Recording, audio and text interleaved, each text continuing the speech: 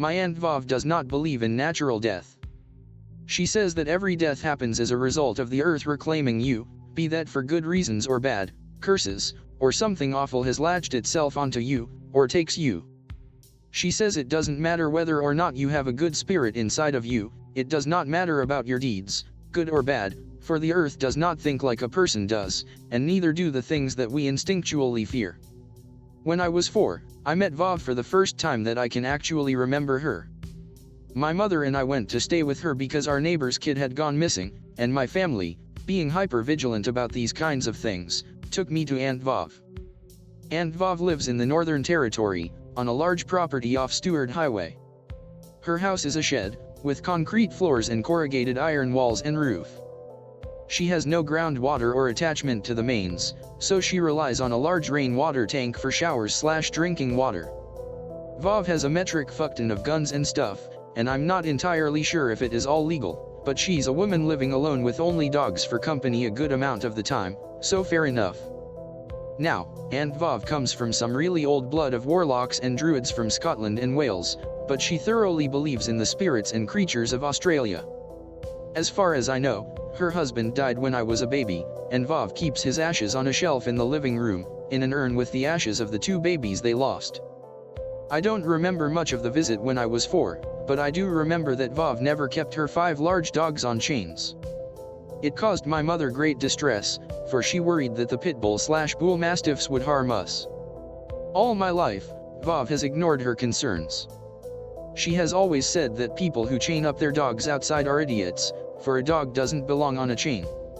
She says that they can't protect you on a chain. And sure enough, the dogs never harmed us, instead would often come on walks with us, ever watching and herding us close to the house. Now, I have visited Vav many times over the years, and as I got older she has given her wisdom to me. I don't particularly give a fuck if you believe me or not, but I am just offering these stories to you because I thought it would be good to share them. Basically, there are several things that I have become sure of. The first is that when Vav dies, I will be the one who inherits the house and land. I'm not particularly sure if I will want it when she does. Secondly, Vav is cursed. She says that her grandparents did awful things that angered the spirits, and it has been passed down to her, as she is the one who has the blood.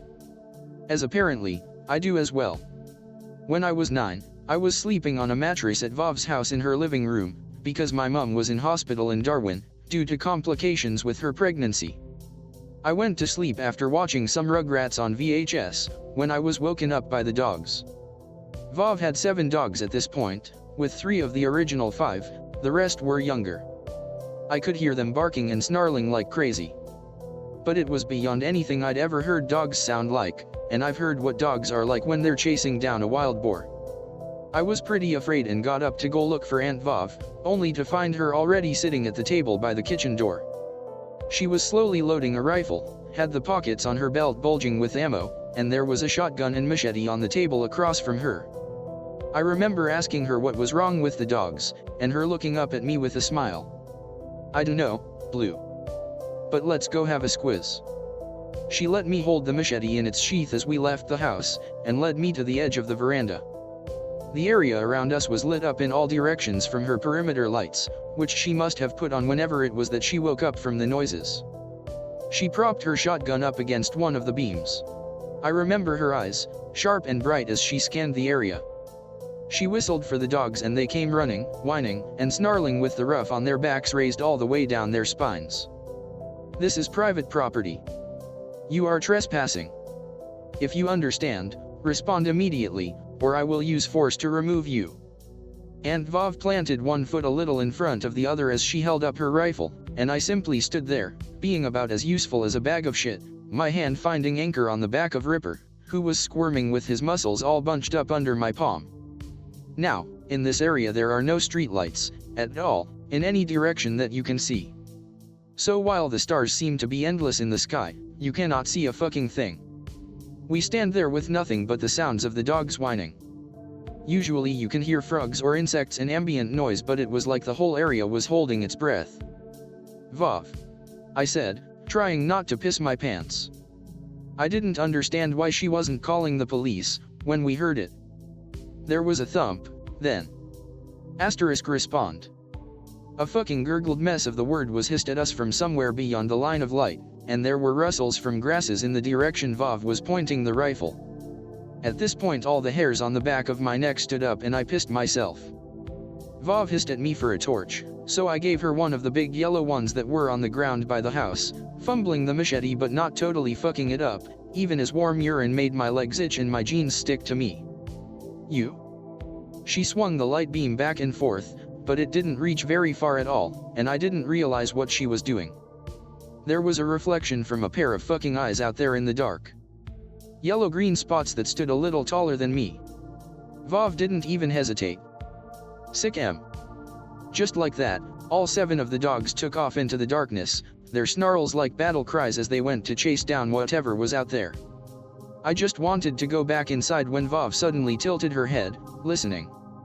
There was a quiet thump from somewhere to the left of us, and Vav handed me the torch and told me to shine it out into the dark. I was nearly crying, and when we saw the eyes, Vav started punching out rounds towards it. I dropped the torch and covered my ears against the sound.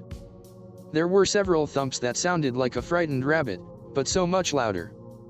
Bigger. Vav swore, picked up her shotgun and the torch, and ran off into the dark. She was swallowed into the blue-black night, her torch beam cutting through it.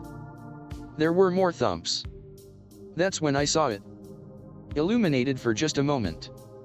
It was black, its back arched like a cat, with a big thick tail, but it was easily half as tall as Vav, with legs built for running on all fours, and a massive head. There were more shots in the dark as the torch beam hit the ground and rolled away from the thing. The thing was screaming, loud, guttural cries. I could hear the dogs hightailing it back to the house at the noise. I was frozen against the wall and Vav must have picked up the torch, because the beam was shining sporadically back and forth, searching. I saw what you had. Vav was screaming into the dark. I saw what you had. Then Vav let out the strangest moaning sound, like the type that comes when you're on a roller coaster and feel ill, but can't scream.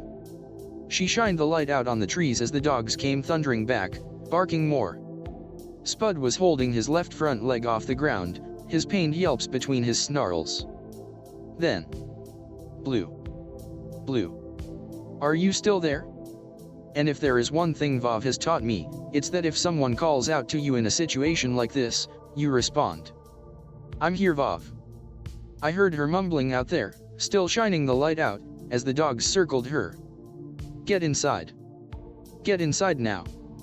I was hit in the eyes by the beam of swinging torchlight as Vav sprinted towards me, and I had turned to get inside when something stepped right parallel to me, off the veranda. I only saw a long, skinny limb, about the same circumference as my own, take a long stride towards where Vav was. It had to have been a leg, but it was at least half as tall as the roof, and whatever the rest of it was had to be much taller. I screamed and ran as fast as my legs could carry me to the door. My slippery, sweaty hands managing a grip on the screen door handle, ripping it open. Then came the steel bar door, and I pulled it open, as Vav's shoes hit the veranda edge. Once I got inside, Vav barreled in after me, slamming the door and locking it. She was sweating and white as milk. I was crying. Oh, Blue. I'm sorry. I'm sorry, Blue. She was saying. It's okay. The tall ones wouldn't hurt you. You're a kid. They wouldn't hurt you. It was only in the morning that Vav sat me down and told me that the tall thing by the veranda was something that hunts the other things. The things that can speak. She told me that the tall ones come from the trees, and they only cause mischief, usually, but they travel after the others, because the others take people. They take children. Vav spent a long time on the phone that morning, and made me stay inside watching my movies. She left for a while, but came back and told me that Spud had died. I cried for a long time. Spud was a good dog.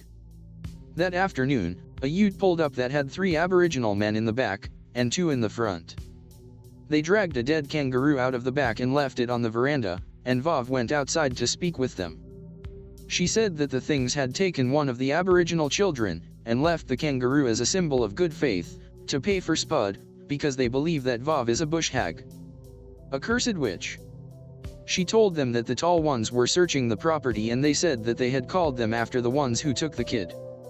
Vov said that the kangaroo was payment enough, and they could leave the property peacefully. Vov said that they fear her because she's cursed. That they have to repay whatever they take from her because everything she owns is property of the dark spirits. Blue. That night was the first time Vov had let me see the things out there. I asked her if I could tell people. She told me I could, but that nobody would believe me except the Aboriginals, and then they would be afraid. There are things I have done now that I know people would never believe. I don't expect anyone to. If you do, great, thank you for listening. If you don't, it's okay. I wouldn't either. But these are the main things Vov has taught me that I follow. You cover their tracks to protect other people. If you find a body or kill something, you take it to the edge of the property and the others will claim it. You never try to take them alive. Do not hesitate. You never try to get payment from them, or use them to claim payment in any way. Do not keep souvenirs. They are not people, they have no grasp of human logic or emotions. I will post more stories chronologically of me and Vov, if anybody wants to read them. It's about time for some spooky on here anyway, fuck you and your tarot threads. Blue. When I was 10, my baby sister was a squalling little thing. Pink and pudgy. My parents were fighting, so my mom packed us all up and brought us to Aunt Vov's house while my dad was working away. I think my mom was lonely. It seems to be a trait in my family. Being lonely. My mom would spend the days laughing and cooing at the baby, while systematically ignoring me. Blue. Aunt Vov would say, "Come help me mend a piece of fence." I wondered why my mom was getting so distant towards me. I think it was because I look so much like my dad. I have his thick red hair, I have his blue eyes, paler than my mother's. I have always wondered if she truly hates me or is disgusted by me because I am the reason she married my dad.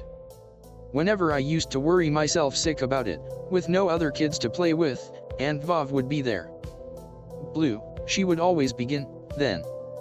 "Come on, we're going for a swim, let's go for a drive, come help me check the water tank, come read to me, let's paint, let's go looking for quartz, come with me into town." So I did those things, and throughout these seemingly ordinary chores, Vov would bestow upon me small tidbits of information regarding things that had become a secondary part of my life for a little under a year. I would half listen to her telling me stories about Aboriginal cryptids, Dreamtime stories, telling me which parts were true and which parts were false. All the while my mother became closer and closer to my baby sister Sandy, and further from me. I think that is why I care for Vov so much. The amount she raised me while my mother and I grew apart was what caused me to act how I did. Anyway, one of those days my dad shows up at the house, Vov takes me and the baby out so they can fight/talk it out. The entire time Vov looks annoyed, probably because she can't smoke around the baby, while my parents are yelling awful things at each other. It's pretty hot out but I decide to go exploring anyway, and take some of the dogs with me, and Vov stays with Sandy. Usually I don't go into the bush without Vov, because she's told me not to, also snakes and shit, but I was so angry that I ended up going around the back of the house and into the bushes and trees. I ended up picking up a long stick and beating the shit out of a tree trunk, until I was exhausted enough to finally cry about the situation. That was when I heard the humming. A deep, low hum that was continuous, without melody. Now normally, you wouldn't go and check it out, but I was a pretty fucking stupid kid, and the more I listened to the humming, the more it felt right to go after it. I followed the source and it was only a minute or so away when I found it. There was a bloated, rotting kangaroo corpse. The smell was so utterly heavy in the air I could feel it in my fucking throat, almost suffocating. Maggots were wriggling around in the exposed parts of the skull, falling gracelessly onto the leaves and dirt. Flies were heavy on its fur, and parts of its flesh were discolored and pulled oddly. Things that rot seem to always be warped, twisted versions of the living. It was then I heard the sound of the grass moving, and I looked up to see something small moving through the grass. I was frightened and I gasped, and it was then that the dogs took off after it. It took me too long to make the command for the dogs to stop, because Herc came strutting back with his kill, an orphaned Joey. Herc. Drop. Herc's tail wagged in a little circle as he sat down. Drop. He dropped the twitching body on the dirt, and I pulled the infant towards me, The little thing was bent oddly at its back. I could feel where its spine had twisted and one of its hind legs kicked out as though it couldn't help itself. It was making small noises. I tried shushing it, cuddling it to my body, but nothing worked. Eventually it stopped moving and I held it for just a little longer. "I'm sorry," I said, petting the Joey. "I'm sorry. I didn't see you. I didn't want to take it back to the house because Mum would get mad. She wouldn't let me touch Sandy with dirty hands, saying that it would be all my fault if I got the baby sick. So I put it on the ground next to its mother, and when I went to stand up Herc nudged me excitedly, and I fell. I fell face first into the mother's corpse, surrounded by the thick smell of death. I could hear the maggots eating, feel them squirming against me, and she was so slippery and putrid I thought I was going to pass out. I couldn't even scream because I didn't want to open my mouth, but my hand closed around something inside of the kangaroo, something solid and hard, and when I pulled myself up so I was kneeling, I kept going. It was a bone that detached itself from the rest, the muscle and sinew slewing off it as I tugged. I scrambled backwards until my back hit the thin trunk of a tree. I gagged and I couldn't see properly. I scrubbed at my face with my sleeves, and once I could, I stood up and staggered out of there, determined on getting to the water tank so I could use the hose attached to it on my body. I remember the journey taking forever. I had vomited twice and was dry gagging, trying not to let any of the kangaroo fluids inside of my mouth or eyes. Vov and the baby were on the other side of the house, but Herc was covered in crap too, and he took off towards where she would be. By the time I reached the water tank, I could hear a crunch of boots on some of the dry ground. "Blue? What the fuck? Are you okay? Is that blood?" My dad came over and dragged me towards the water tank, ripping the hose off its holder and spinning the handle until water came flooding out. I gasped and clawed at him blindly, one hand still curled around the length of bone I had pulled from the kangaroo. My dad was petting me down, wiping the gore off me with quick, efficient scrubs of his hand as he directed the hose over me. "Clothes off, Blue, come on, we have to get the blood off." Dad pulled off my shirt, getting me to bend at the waist so it came off easier, without pouring the gore water down my body again, then my pants and underwear, my shoes, and socks. I shook my head. "If you weren't angry at Sandy, why would you do that, Blue? I have told you that we don't curse people here, why would you dash?" She suddenly leaned over and grabbed my face. "You do not punish others to hurt your real target, do you understand me, Blue?" I started crying. "Blue, you have done a terrible thing today. Go inside and shower." That night Vov kept her distance from me, and the next morning the dead Joey was on the veranda, as though Herc had dropped it off. Vov made me scoop it up into a shoebox and bury it, and my dad left that night to go back to work. For those of you who aren't familiar, bone pointing is a means of wishing death upon those who have wronged you. There are many different ways of preparing the bone, but you have to really mean it. You cannot take back bone pointing, but you can try to appease the curse by offering it something else in return. Vov said that an offering of myself wouldn't work, because I am a husk like her. She asked me if I wanted to use my mother, but I said no. She asked me if I wanted to use Herc, then I said no. That night Vov went out in her truck and didn't come back until it was very late. She found me watching over Sandy while she slept. "It's taken care of," she said, and then left to her room. Vov didn't speak to me for a couple of days, and then it was as though nothing had ever happened. My dad wanted to move away for work after that, and between all of that and my parents' rocky relationship, I didn't see Vov again until I was 13. Blue. The tall ones, as Vov has explained to me, are, I guess, a bit like dryads? Tall as trees, incredibly thin, and often get up to mischief. I have more stories about the tall ones to come. They hunt down the black creatures. At first I thought they looked like crocodiles, for the size of them, but they have longer legs and can move their spine in directions that crocodiles can't. They have much higher flexibility. Also, the thumping was apparently their tails on the ground. They have huge, thick tails. But Vov told me that they're mostly hollow inside.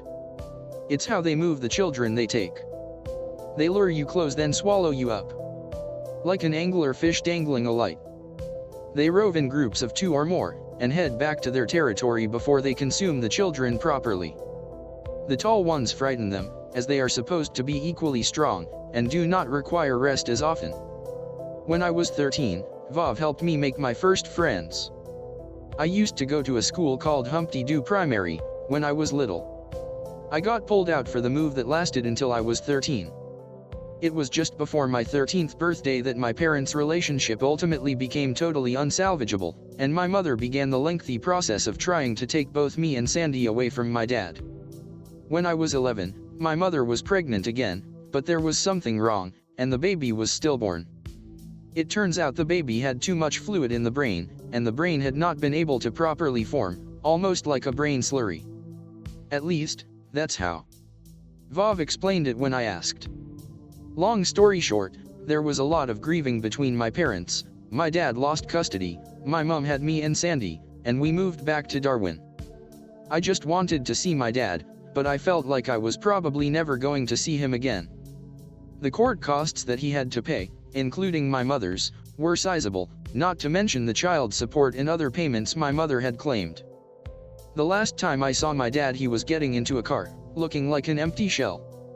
My mother was flourishing with her new job at a bank, and I was busy trying to keep Sandy stable at this point. When my mother announced I would be going to stay with Aunt Vav for the school holidays, I think she wanted me gone, and didn't want me home alone to ruin things. Because Sandy was in daycare. Now, I love my little sister, a whole bunch. But she was still a baby, barely a person. She was a sponge just absorbing the world around her, so I couldn't tell her why I would blue tack bay leaves in every corner of every room. I couldn't tell her why I didn't think Grandma died because she was just old. So for the winter holidays, between terms 2 and 3 of my first year of high school, I went and hung out with Aunt Vav. When I saw Vav for the first time in nearly 3 years, she pulled me into a hug. She was pleased to see that I had the knife she sent me for my 12th birthday tucked into my belt. We hung out for a couple of days, and then she piled me into the car. "We're going to hang out with some real country," she told me, pushing my cap down on my head. Now, Aunt Vav's closest neighbors were a big family who had a lot of sheep, a lot of cows, and a lot of land. They lived about 20 minutes away. I remember Vav selling them a couple of her more distant areas because what the hell was she going to use them for, anyway? Vav prefers being further away from people because she thinks that humans weren't built to live in close quarters like cities. She says humans make each other crazed. She would go on about ancient nomadic lifestyles, and then territories. She said that being surrounded by so many people is bad for you, because people don't like each other. We headed out, it was getting towards evening. By the time we got there, there was only an hour or so left of daylight. The family has a pretty big house with a big shed, plenty of tractors and shit around. I briefly met the adults before Vav handed me off to the kids. There were 10 of us. 3 siblings, blonde and all boys. There are 2 half-caste siblings, a boy and a girl. Then 3 brunette kids, 2 older girls and a little boy, another lone kid who is really tan but probably European or some shit, and me. I'm the only 13-year-old, and our ages range from about 10 to 18. There were a couple of other kids, but they were all under 6, and with the adults. The setup was that the backyard was a large bush area but with wide paths cut into it so that the kids who lived there, the blonde boys, could ride their bikes through it. One of the brunette girls was the oldest, and I could tell she was just hanging out with us because she was on babysitting duty. The half-caste boy introduced himself as Rabbit, and I realized it was because he was born with a cleft lip and palate, known as a hair lip, and was missing one of his front teeth, so I guess it made sense. The scar was a pretty prominent feature of his face, but he spoke pretty well. He was 15. When I was introduced as Blue, a couple of them tittered. Blue the redhead. Australia has a thing for ironic nicknames. The other loner tan kid was named Saul, and he was also 15. We hung outside, where the family had a swing set in a large climbing frame, just talking shit, playing tag, and then we ate dinner, which was just a big barbecue. The adults started drinking and we kids were left to our own devices, so Mandy, the oldest girl, went inside and got a dolphin torch for us to use to play a game of Spotlight. We played for a while. It was exhilarating, getting to just play random games with other kids. At one point Saul and I were the only ones sitting on the trampoline, watching the others play, when Rabbit started yelling. "Saul, you piece of shit. I said I spotted you." Immediately Saul called back, "What do you mean? I'm over here with Blue." Then Rabbit came tearing out of the bush track like his ass was on fire. "Fuck." He was screaming. "Dad." Rabbit's dad was a big guy who owned a whole bunch of mango farms, and he was pretty drunk at this point, but he came out of the house anyway. Saul and I jumped off the trampoline and we could hear one of the blonde boys scream. Vav, Saul's parents, and the dad of the blonde boys came tearing around the house with torches, and Vav stopped by me to check me over. "Go wait by the truck, Blue," she said, and ran after the other parents who were off in the bush. Rabbit's dad took his torch and told the other kids to go inside the house. Mandy appeared carrying her little brother, and shouting for her sister. By this point Rabbit's mom had disappeared into the house and I'm sure was calling the cops, but if something serious was happening, they are a couple of hours away. I could hear the parents yelling for the other kids, and Rabbit was crying, when Saul's hand slipped into my own. "Your aunt said to wait by the truck, right?"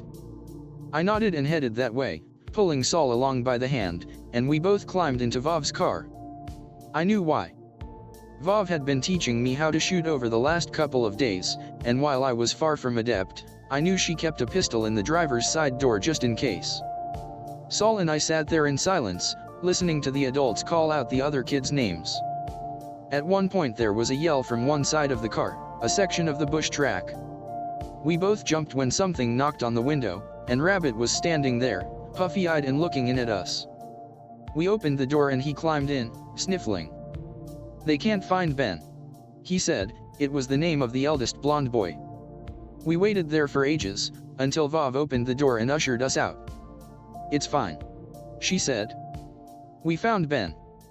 Looks like he's been dragged through a few bushes, and he'll need a couple of stitches, but he's fine."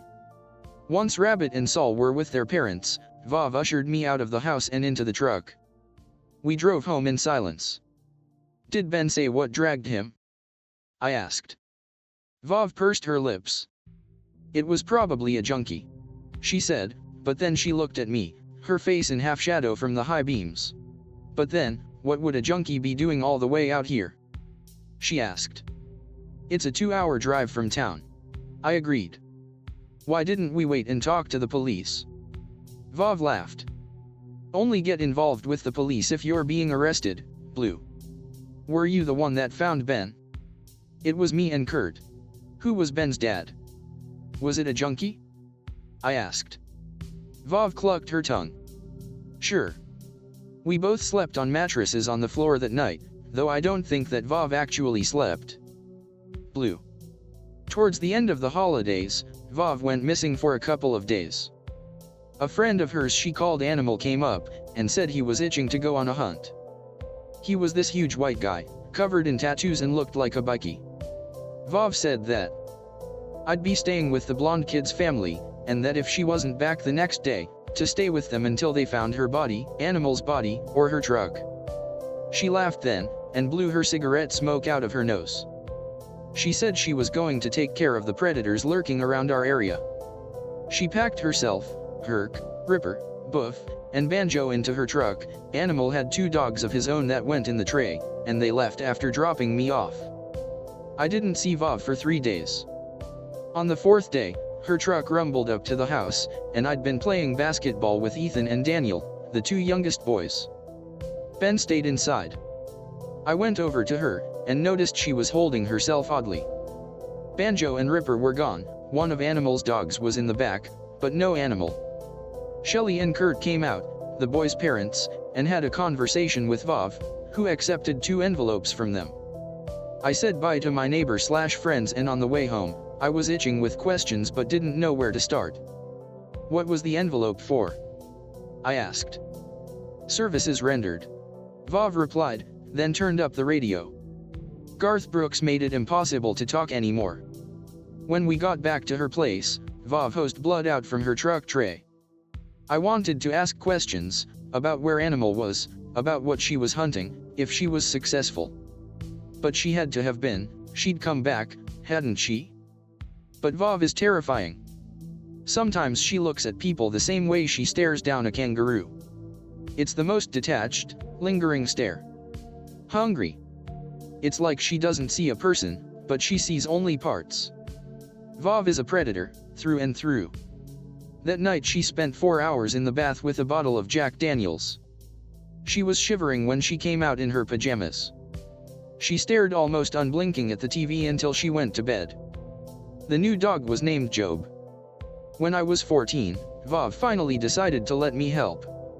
I'd seen some shit, but they don't really deserve their own stories, but I do remember the moment that I had Vav's approval. I was at Vav's, I was 14 and was there for the Christmas holidays. I was going to be in grade 10 in the new year. Once again my mother wanted nothing to do with me. Sometimes she could hardly even look at me, and Sandy wasn't much better. I was asleep a couple of days before Christmas, having a nap in front of the living room fan because it was almost too hot to move, when the dogs went off. I lurched up when I heard Vav screaming, and then she was in the house, bleeding from the arms, face, and neck. It's the dogs. She'd screamed. The dogs have gone fucking insane. She was wild-eyed and nearly crying. Blue, get my gun. I can't use my fucking hand, I think Herc broke my wrist. Get my fucking gun. So I did. I got her shotgun down and loaded it. The dogs ran around barking and snarling madly. The water's been poisoned. She hissed. It's the only explanation. We drank bottled water, and only showered in the stuff from the tank. However, the dogs had to drink it. I went to open the front door, when, it must have been Buff threw himself against it, making maddened sounds. They've gone mad. She was saying. They've gone fucking mad. She tried to take the gun from me but couldn't get a grip, and hissed in pain as her wrist twisted awkwardly. I'll do it. I heard myself saying. I'll do it, Vav. She looked at me, her eyes narrowed. Okay. All right. I went over to the window and pulled back the glass slide, then hit the screen on the comber so I could pull it off. The dogs heard the noise and came running, but I'd already dropped the mesh metal screening, and pushed the barrel through it. I felt my finger hesitate as Herc came running, intending to throw himself at the window, then I pulled. It's like a dream from there. The buckshot exploded and the pellets ripped through Herc's face and chest. He went backwards, a spray of gore raining around. Job bit down on Herc's corpse, shaking head wildly. I fired again. Reload. Fire. Reload. Fire. They never show you that, in movies that don't have an adult rating. A shotgun with buckshot does a lot of damage close up. It shreds and tears and rips, leaving behind a state of carnage so brutal it almost pretty. I was in a haze as I walked back to the front door, undid the lock, and stepped out. My slaughter pile still dripping outside the window, bits and pieces flung out onto the yard. But I'd only got 4 dog the end, and we had another. I found Buff had dragged himself around the side of the house, whining and growling all the same. Buff? I asked, lowering the gun a little. I'd known this dog since he was a puppy. Buff let out a ferocious growl and jerkily moved towards me, the fecal smell in the air a sign that I'd hit him in the guts before. I fired, watched his body ragdoll away before settling, slumping. I barely remember going back inside and putting the gun on the table for Vav. I remember her patting me on the back as she stared at the dog's remains, before she took a step back. I vomited all over myself, and was a sobbing mess. Vav simply petted me on the shoulder until I was done, then pushed me into the shower. Once I came out, Vav was sitting at the table cleaning her wounds. You hurt? She asked. No. Help me, then. I helped her splint her wrist and wrap it, and then we both stood outside with cans of Coke, watching the flies swarm over the bodies. It's too hot to leave them, she said. I'll do it, I said. Vav couldn't, not with her wrist all swollen and fucked up. I picked up the smaller pieces and put them into trash bags, and then wrapped the rest in tarps and put them in the truck tray as well. It was gross. A couple of times the tarp slipped in a thick paste of hot blood and torn tissue would slide down my shoulders, chest, and back, and flies kept buzzing around my head, trying my eyes and mouth for moisture. We dumped the bodies at the edge of the property. Vav said that the dogs didn't belong to us anymore. We didn't have a right to bury them. She asked if I wanted to go back to my mom. I told her no. What did this? I asked. Vav laughed. You should leave the country, she said instead. I ignored her. Vav, what the fuck did that? Stop lying to me. Vav laughed some more. Let's see, then, Blue. She made a call to the water company to bring a tanker out to refill our tank. They said they'd be there in 2 days, so we showered and prepared to not shower again until it was refilled. We hosed down the veranda first. Then she ran the shower, the kitchen sink, and the outside taps for hours. All night we sat there and listened to the water drain. It'll be in there, she said the next day, her bare toes in the yard that was now more of a swamp. It would have dried fairly quickly, what with the heat and sun. She handed me a couple of towels. Don't touch whatever is down there with your hands. I pulled on a backpack with the towels, and climbed the ladder to the top. I opened the tank. There was a ladder on the inside going down for cleaning. It was pretty much empty, with a little under a foot of water left. I shone a small torch into the water but couldn't see anything, so I moved my foot around in the water, when I bumped something.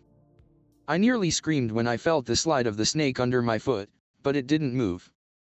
I pulled out a towel and reached down. I pulled it up. It was heavy, almost as long as I was tall, and had several bulges in its middle. I wrapped it as much as I could, shrugging off the backpack before putting the snake inside, then putting it on my back again. The water that had soaked into the material licked down my spine, ass, and legs. I kicked around some more but there was nothing else. Once I was down I pulled the snake out and Vav used a stick to poke the snake out until it was flat. She frowned and used part of the towel to hold the snake still, resting her injured hand on it, and made me hold the bottom half below the bulges, keeping it stretched and taut. She ran a knife down the belly, and the snake burst like a teddy bear with a busted seam. The bulges in the intestine made Vav swear, and she hacked at the snake until the smooth onyx stones were revealed. Almost egg-shaped, they were quite dark and smooth. I thought they were some sort of river stone. Well, she said. It looks like he was right. Vav looked at me. It's going to take everything. We haven't had another dog since. When I was 15, things started to get more real, as well as a lot more fucked. Vav began to look more strained around the eyes. She was sleeping less, drinking less, smiling less. The tall men made her laugh though. They won't hurt us, she said, those are the least of our worries. But I did worry. I'm going to share this next story with you, because, while not overly scary, it gives you an idea of the shit I've had to deal with while staying with Vav. Yes, the Christmas after the snake and stone incident was god-awful. Right after, Vav made more phone calls and some Aboriginal people came over. They left offerings at the gate, and didn't approach the house. They are calling good spirits here, she said. But nothing is truly good, Blue. Remember that. I became good friends with some of the kids from that party. Rabbit wasn't allowed to come to my house, but I could hang out if he was with Ethan and Daniel. Saul came over a couple of times, and while my house freaked him out a bit, Saul was a freak anyway, so it was cool. Anyway, so, yeah, 15. Wow. I was doing pretty average at school, just passing, and got contacted by police because nobody could find my dad and he wasn't paying child support, whatever. Some of the Aboriginals, and even the white kids at school started bullying me, calling me the white devil, or white serpent. Whatever. Fuckers. Saul thought it was hilarious. Why not give them something to be afraid of, white devil? And in hindsight, Saul is the fucking worst guy. He's still a good friend of mine, but he is the fucking worst. Once more, I found myself below Darwin near Vav's house. At this point we had geese. Let me tell you something right here right fucking now. Geese are excellent guard dogs, however, geese will protect your house from everything. Including you. Geese are the absolute fucking worst. Also they are generally terrifying, but I haven't been able to stomach the thought of having another dog, and I don't want to ask Vav about it because she'll give me that blank stare that makes me feel like a limpet. I once asked her why she didn't sell the property and she just told me it was all that was tying her to the earth, but then she threw her cigarette butt at the geese while cackling, so I didn't bother to ask again. Anyway. Vav's toilet, if you hadn't already guessed from the first couple of posts, is a fucking outhouse. So if you have to take a shit at night, you have to grab a torch and hobble across the yard to the little building a distance away that you don't want to be walking at night, when you've experienced the sheer fucking horror on this property I have. A couple of times it was random shit like a frog that was sitting under the lip grabbed my ass. Now, when we had the dogs, it was cool, they'd generally wake up at the commotion of me walking through the dark, torch in hand, and come chill outside the toilet while I took a shit. Safety first, you know? However, geese are never your friend.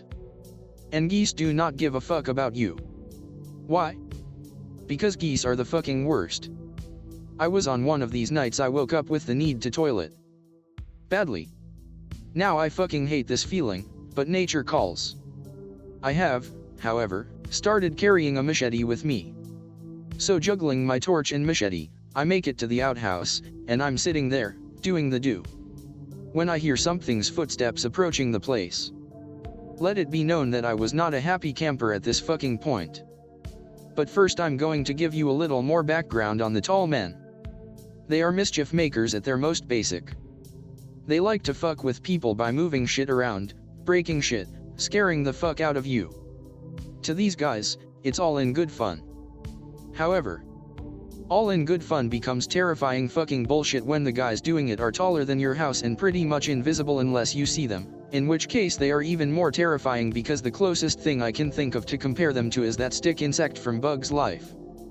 So this fucking asshole, let's call him Jeff the tall man, has been lurking around for a while now.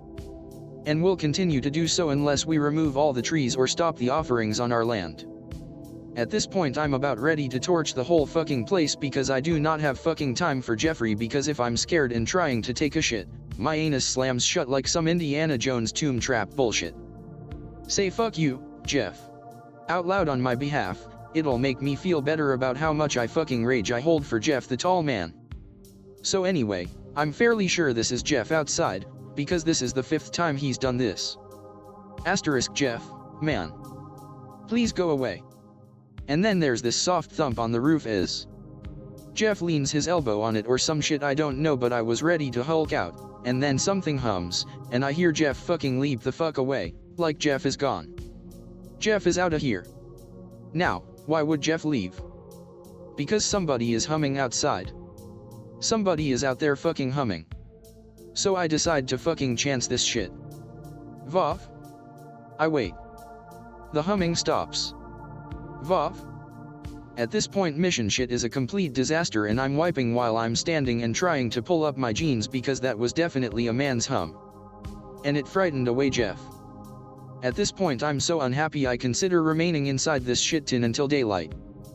But I really didn't want to fucking die inside of this shit tin. So like the fucking genius I am, I open the fucking door, torch in one hand, machete in the other. And this guy steps right past the fucking door. However, some sort of PTSD since I've had to deal with this shit occurs, and I react in the opposite of taking things well. I swing the machete forward and it fucking passes through this guy. And he stops and just looks at me. Like for fuck's sake, the machete went through this guy like he was made of smoke. And my rational brain would later tell me that sometimes spirits of the dead linger at places of unrest, who crave companionship, and travel in packs. My exact reaction is to make the noise of a frightened origami kitten and pass out for a solid 0.5 of a second. So I stumble because creepy shit you can physically hit is one thing, but I don't do ghosts. I will never fucking do ghosts. After that the situation just devolved into me trying to not shit out enough bricks to rebuild the pyramids, and turning into the Flash to make it back to the fucking house. Ghosts are fucking terrifying. Okay? Because ghosts were once people. Ghosts are not something you can rationalize into it being an animal. Ghosts, from my experience, cannot be killed, either. Anyway, I ended up telling Vav. She was pretty pissed about it, and told me that yelling tends to make them leave. That's probably the most light-hearted story I have to tell really, the little shining light. Some of the others do have funnier, goofier bits. But the next one is another actually scary one, so keep the thread alive and I'll keep writing, guys. Okay, so this one was also while I was 15. Now, those rocks we found in the snake? Well, they went missing shortly after we pulled them out of the reptile. We'd wrapped them in Ziploc bags and shoved them into a shoebox we kept in the top kitchen cabinet, so I can't tell you the exact time they disappeared. And I can't tell you where they are now. Anyway, one day Saul and I are waiting for the bus at school, to take me back to the house I share with Mum and Sandy, not Vov's house. Saul turns to me and says that some guy is staring at me. In poor pedophile after my young nubile body. So I look around and I can't see anybody. Where? Dude, where? I looked around and Saul had gone really quiet. What the fuck? He said, and grabbed my hand. Saul is hand holder, for reals. Anyway, I shake his hand off because Darwin is not somewhere you really want to be seen holding hands with another guy. Fuck Darwin, also. We get on the bus and Saul points and goes there. That guy. Oh, it's Animal. I wave. He doesn't wave back. I suddenly felt like there was something really fucking wrong. Who is that guy? Introducing Saul the fucking detective. Sit the fuck down, Saul. What's that?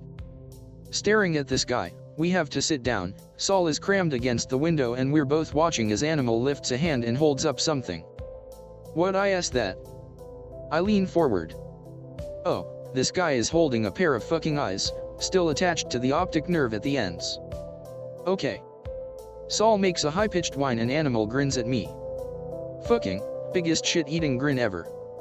So the entire bus ride I have to listen to Saul having what sounds like an asthma attack, while patting him on the shoulder consolingly, while in reality all I wanted to do was call Vov and ask her if Animal was dead or a real fucking creep. Saul gets off a couple of stops after me, so he just stares at me the whole time, and I give him a weak smile and wave as I get off the bus. I have to walk a couple of streets to actually get to my place, so it's usually about a 10-minute walk. However, on this particular day, as soon as the bus turned the corner away from me, I hauled ass. I got to the house in record time of a couple of minutes. I reached into my pocket to get my key, and felt something slimy. My brain hit the panic button labeled "oh fuck no." So I end up reaching in again and producing this fucking eye, and I'm stood there thinking that this isn't fucking fair. That I don't fucking deserve this, and I just threw this eye as far as I could. I was 900% done with this bullshit. By the time I got inside and cleaned the shit off my keys, changed my pants, and had the phone up to my ear waiting for Vov to answer, I had the most brutal headache. Ah shit guys, change of plans. I gotta bail on this thread. I'll restart tomorrow and post all new stories from the last couple from ages 15 and up, including where I worked at the service station on night shift, which was utterly fucked, but I really have to go. If someone could screenshot this shit, that'd be great. Cheers guys, you've all been awesome. Alright motherfuckers, it's Blue. I'm back and making another thread to kick off my stories about my shitty fucking life, so you can experience second-hand fear and laugh at my pathetic survival attempts. It'll be fun. My OC greater than every other thread on /x/. So the last story actually brought back some bad memories. It wasn't that important and I never saw Animal again, so I'm going to just move on to when I was 18. The small tidbits between me being 15 and 18 aren't much, just more ghostly shit, and a couple of spots of other Australian cryptid bullshit that weren't as full on as they were once I turned 18. But if I'm writing about one, I'll mention in brackets or some shit if I've seen it before and give some basic details. Basically I'm skipping that chapter of my life because when I was 17 I got meningitis and had to be hospitalized, hallucinations, needle in spine and all that. It was a whole pile of suck. A couple of months after that fucking awful experience, I was contacted by Social Security and the police because my dad's body was found in a car that had crashed into a tree. He'd been drinking and something happened on a road, I don't know. Combining that with the spooky shit, and my bad home life, I ended up having a sort of mental breakdown my last year of high school. I had to drop out because I couldn't handle life and stuff. I ended up moving in with Vov for the long haul because my mother and I had this massive fight, and she didn't want to ever see my face again. I got out of my funk just after my 18th birthday, and also my second job. First job was retail at a corner store. I worked at a privately owned service station, gas station for you merry fags, so there was no Shell/Caltex/Star Mart/Woolworths putting its brand all over shit. It was located a bit out of town on the highway, and it wasn't in great shape. There was a leak in one of the fridges that spread water over the linoleum constantly, so we had to run a towel over that section every couple of hours. I got to end from work in this fucking lemon that Vav let me use, because she had her truck. It was pretty rusty and sometimes the brakes stuck, but at that point I didn't really give a fuck. Anyway, about the shop, it was pretty small. We had only 3 pumps. 2 unleaded, 1 diesel.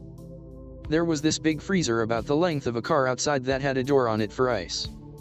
Anyway, this ice box would clank every couple of hours, quite loudly if you were working night shift, but I was pretty used to it. We had a staff toilet and shower in the back, a public toilet outside that required a key, and a couple of shitty cameras that watched the door, the till, and the pumps. This place was decked out with only the most basic of shit, because it was privately owned and a fuck away from everything else. Our boss, this guy named Matt, was actually pretty good.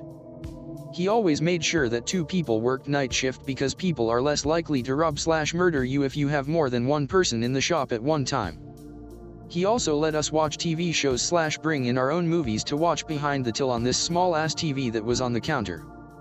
I worked with 2 people usually on night shift, this Aboriginal woman in her late 20s named Amy, and this other guy named Rooster who looked like he fell out of bad place in Europe or some shit. Amy was tall and skinny, and had ever-frowning brown eyes that could barely be bothered to look up from the magazines she poured through. She used to paint her nails in the store weird colors, and I'd let her do mine if she was in a social mood. We fell into that awkward not quite friends but a little more than co-workers after I caught her smoking inside and told her she was a fucking idiot. We were at a fucking petrol station, for fuck's sake. Rooster was different. He had this stack of Ren and Stimpy VHS he'd watch every time he came in, or else The Simpsons. He used to be the one to use a hammer to make the warped ground near the fridge leak go flat again, and also found it hilarious to play the Who Is That? game with me. You see, when you work night shift at a petrol station where there is no night counter, it means if people want fuel, or snacks, or what the fuck ever, you have to hit the button that opens the automatic door, because after 10 p.m., we turn off the auto and open it manually. Now, the camera facing the door lets us get an okay look at people, because sometimes you aren't there watching and you miss them step out of the darkness or their cars, into the shitty exterior lights. So there is this unspoken rule at Australian gas stations after about 11 p.m., where if you are approaching one that has a night counter, and you aren't a fucking insane person, you hold out your hands either side of you, just off your body. This way we can see that you don't currently have a weapon on you, and really UPS your chances of opening the door. You see, we're trapped inside this box until daylight, and if you look dodgy as fuck, we don't open the fucking door. It's the #1 rule of being a petrol station clerk working night shift. You don't leave for anything. So if someone is being actively stabbed outside, you call the police. You do not open the door, and you do not leave the store.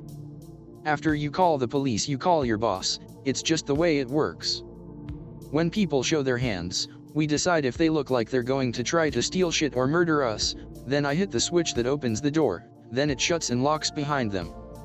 So while this person putters around all 5 aisles of snacks and other bullshit, we watch them and try to figure out their story, because night shift is fucking boring. That's the whole point of the Who Is That? game, and it becomes pretty weird because of repeat customers. Every night shift petrol station clerk has a story about at least one repeat customer. For instance, we had one guy come in every Tuesday and Friday between the hours of 11 p.m. and 1 a.m. and he would buy 8 bags of ice, a 4-pack of mini cable ties, and a large iced coffee. Every time, no changes. Each bag of ice is about the size of a 3 or 4-year-old, and weighs 5 kilos. That is what makes the Who Is That? game so much fun, because you have no fucking idea what these people are doing. Now, at this petrol station, we had what I thought was a poltergeist or some shit. Rooster named it Marvin after Hitchhiker's Guide, because he seemed to just be the stroppiest son of a bitch. Now at first didn't know the place had Marvin, but I found out about him on my first night. Now, it's normal for shit to fall off shelves in the shop, and it's normal for the outside light to flicker sometimes. We even had this industrial bug zapper outside that hummed lowly and then crackled as it killed mosquitoes and moths. Anyway, my first night working there, somewhere after 2 a.m. Rooster's episode of Ren and Stimpy was cut short, the TV turned off. I turned around from cleaning the window and Rooster was just sighing and shaking his head. He pulled out this cassette radio that was under the counter, and he was bitching under his breath. "Come here. I'll show you how to deal with Marvin." "Who the fuck is Marvin?" The ice box outside clunked and I watched a packet of chips fall off a shelf. "Marvin is a dick, don't worry about it. But you need to know how to do this so when you work with Amy you can. She will leave the store before she helps out with him." At this point I was getting pretty pissed, because as you know, I don't do ghosts. "What the fuck? There's a ghost in here?" "Nah, you never actually see Marvin. He just does shit."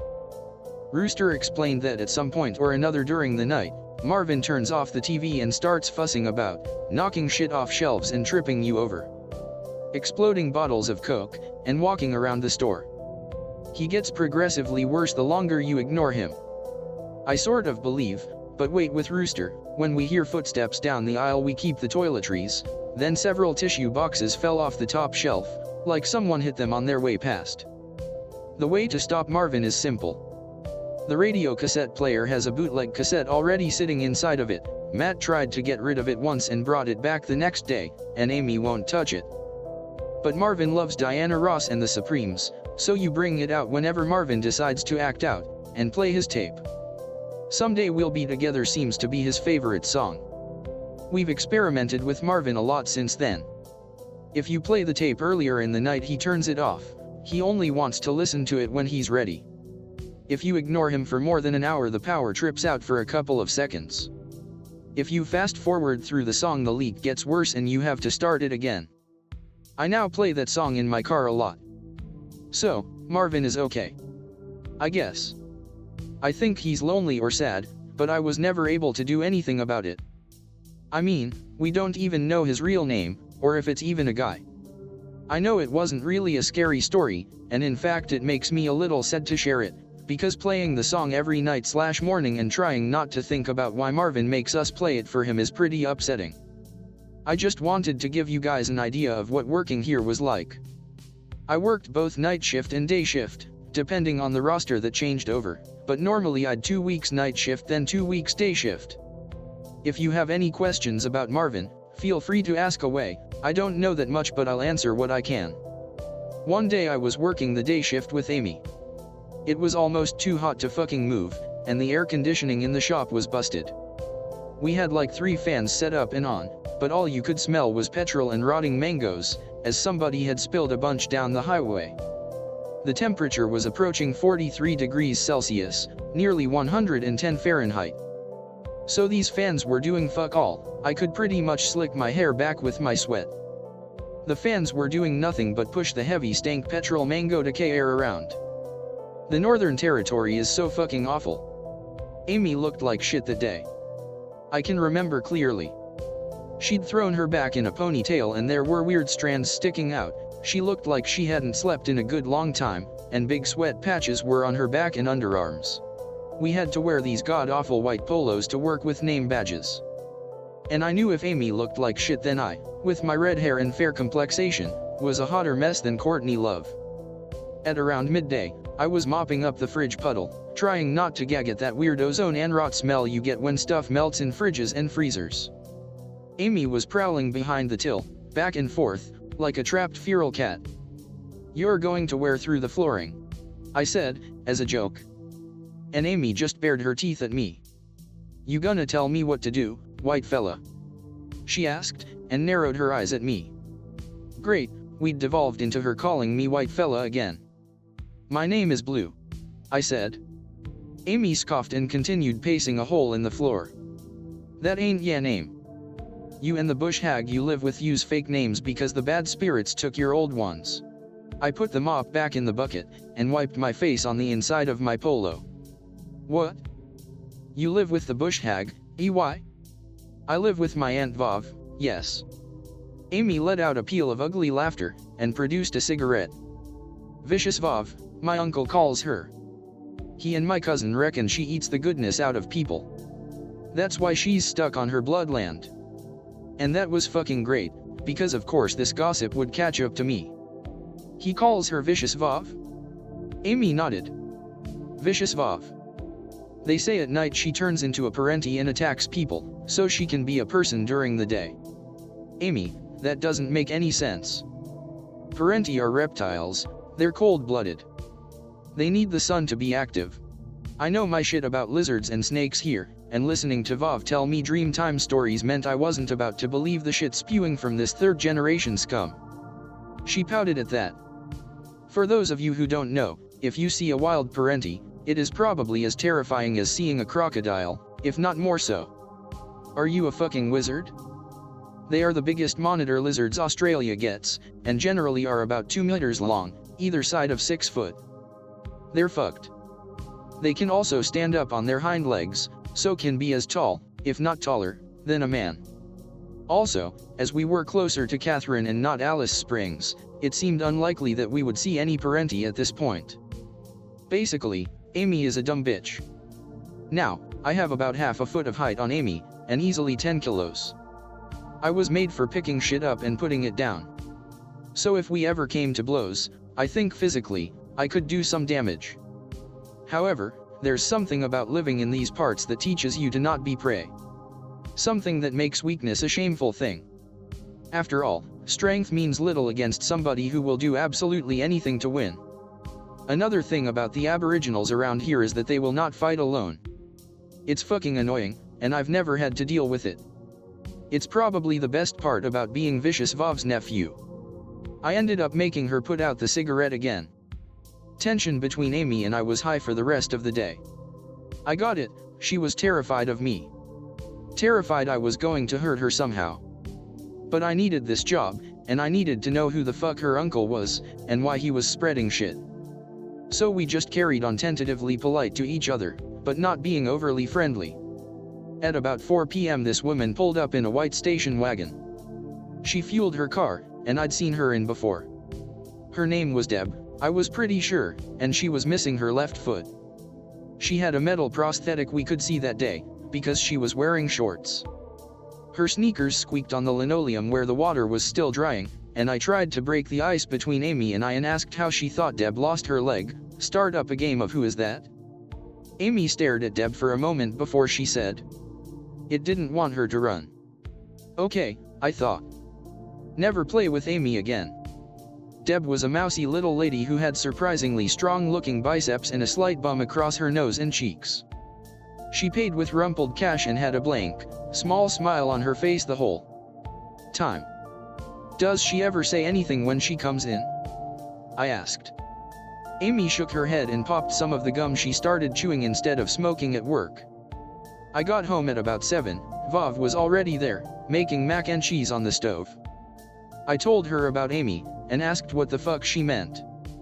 Vav dumped the mac and cheese right in the fucking sink. You wanna do this right now? She asked, raising a brow. I looked at the food that still had a chance of being salvageable. No, Vav, it can wait. But she ignored me and went into her bedroom. When she came back out, she had a whole bunch of papers shoved in between 2 pieces of wood, tied with string. Here, she said, and sat across from me, lighting up a cigarette. There were illustrations of men and women, black and white, young and old, some children, staked to the ground. Long pegs of wood through their torsos, hips, shoulders, palms, ankles, pinning them to the ground like butterflies on boards. A couple of the images seemed to be instructional. How to pin someone down without them bleeding out right away. I flicked through a couple more. In one of them a staked man was on fire. There were more, corpses being left in some caves, the carrion being eaten by birds and lizards. There were a couple of people firing arrows into other people made to stand, chains around their necks attached to nearby trees, so they couldn't run. What the fuck is this? I asked. Did this really happen? I looked up and Vav was staring at the images, but there was no disgust at them, like I felt, not even any curiosity. She had this look of resignation. That's what we did. Vav went through each document, carefully outlining what was happening. She told me that ever since our family had come to Australia, we had been doing things like this, up until her grandparents and their siblings. They had been the last. She said that we sacrificed, murdered, tortured people. That our land used to be much bigger, but she had been selling off portions when she could. That the way we claimed it was wrong. She said that we were scientists, pioneers in our field. Aboriginal lore dictates that a person can be transformed over time, when exposed to the right things. She said that we were trying to recreate the things from stories. However, we weren't doing that. We were just feeding what was already there, helping them breed. She told me that the reason we all use nicknames is because our real names are family legacy. And nobody around here wants to associate with someone with that legacy. And then she told me I would never be able to escape it. We had friends. Many friends, friends that made everything go away. However, we had to go away as well. Then, we used up all our favors, and we were forced into exile. Vav tapped one of the only photographs in there. It was her, as child, smiling as she hugged a dog. But in order to fix this, we have to go back in. She placed one of the first images, the man on fire, in my hands. This is why I need you. We have to work together. Thanks for all the support, guys. I'm getting hell jittery typing this shit out, so it's slowing me down a bit. Hope you are all enjoying it so far. I made it halfway out of the house when Vav tackled me. You fucking idiot. She hissed. You stupid fucking idiot. I'm not going to kill you, Blue. For fuck's sake. I'm not helping you kill anyone else, either. For fuck's sake, will you please calm down? That's not what we're going to do. I stopped struggling. Then why the fuck would you show me that stuff? Vav let go of me and stood up, her hands held out like she was trying to placate me. Like I was a spooked horse. I wanted to see how you'd react. And you did well. So how much of that was true? Vav laughed, shrugged.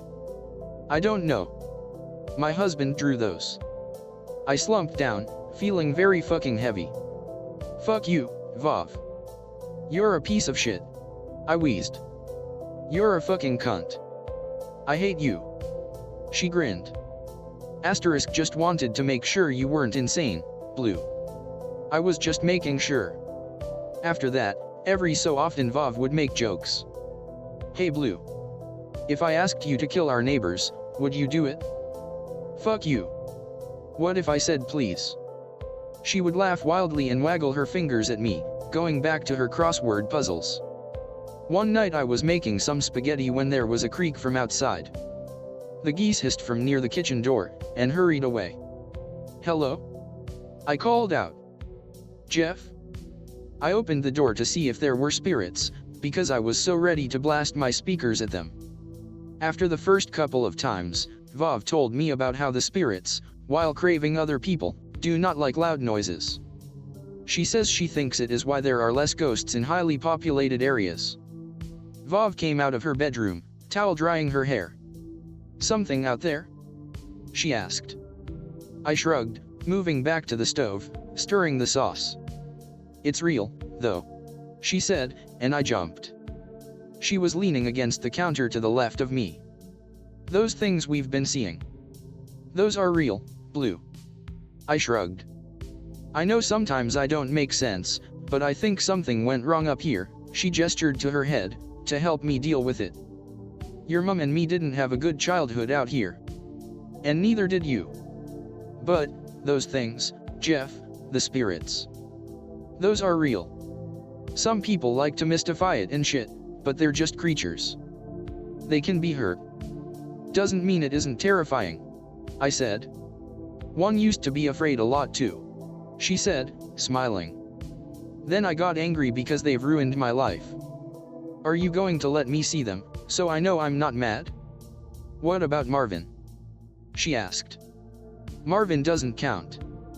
Okay, she said. After dinner, we'll get in the truck, and I'll show you. We drove for about an hour and a half. Vov took a turn off the highway onto a dirt road, and even with the high beams on, it was pretty dark.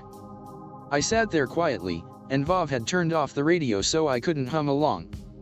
The windows were down so that we could hear, and it was nearing 11 when Vov tummed at a big rock on the side of the road. The truck bounced a bit off-road, but it was nothing serious. I was pretty nervous, and not really sure where we were going. Eventually we pulled up, and Vov told me to get out. We walked for ages, until they came to a rocky climb. Vov hauled me up, we passed a stream, and we walked for about 20 minutes more. It felt like I was on a journey to fucking Mordor. Vov stopped when we came to a couple of large rocks that had a strip of blue material between them. "Okay," she said. "Here we are." I shone my torch around. There were just more rocks, but we were on an elevated spot, looking over an expanse of flat earth. Vov slung her backpack off her back and pulled out some stakes. She threw them out like discs, and they landed about 10 meters away. "They should come tonight," she said. "It's the season for it. But be quiet." They were chittering. They looked a bit like caterpillars. But each was about as round and long as a regular-sized fire hydrant. Their backs were crusted with soil, and their faces were strange, beaked, with huge black pupils on either side of their heads. A couple of heads swiveled towards the light, and they shrieked, as though in pain. Vov started pulling me away. Let's go," she said. The stakes were gone, so these things had to be carnivorous, when one of them hissed at me, like a snake. Its body began to quiver. It curled up, like a spitting cobra. Which, in hindsight, should have been enough of a warning. Their beaks clacked and the chittering got louder. Its underbody revealed, small sets of legs twitching with little spade-like claws, and a slit opened up from where the rest of its shaking belly rested on the ground. Vov swore and pulled me, but a shot of what I think was piss, hit me on the collarbone and neck. The torch was off them, then. "Come on," Vov said. "Did it get you?" We began to pick our way quickly, back to the car, but it was at least a 40-minute walk over loose rocks and changing inclines. "Yes," I said, and my skin began to itch, heating up. "Yes. Fuck. If you've ever had a migraine, you understand this pain." I could hardly talk, my legs kept slipping, and I felt like someone had picked me up, drilled some holes in my skull, and then dropped me down a fucking well. My eyes kept tearing up, and at one point Vov was pouring water down the side of my head.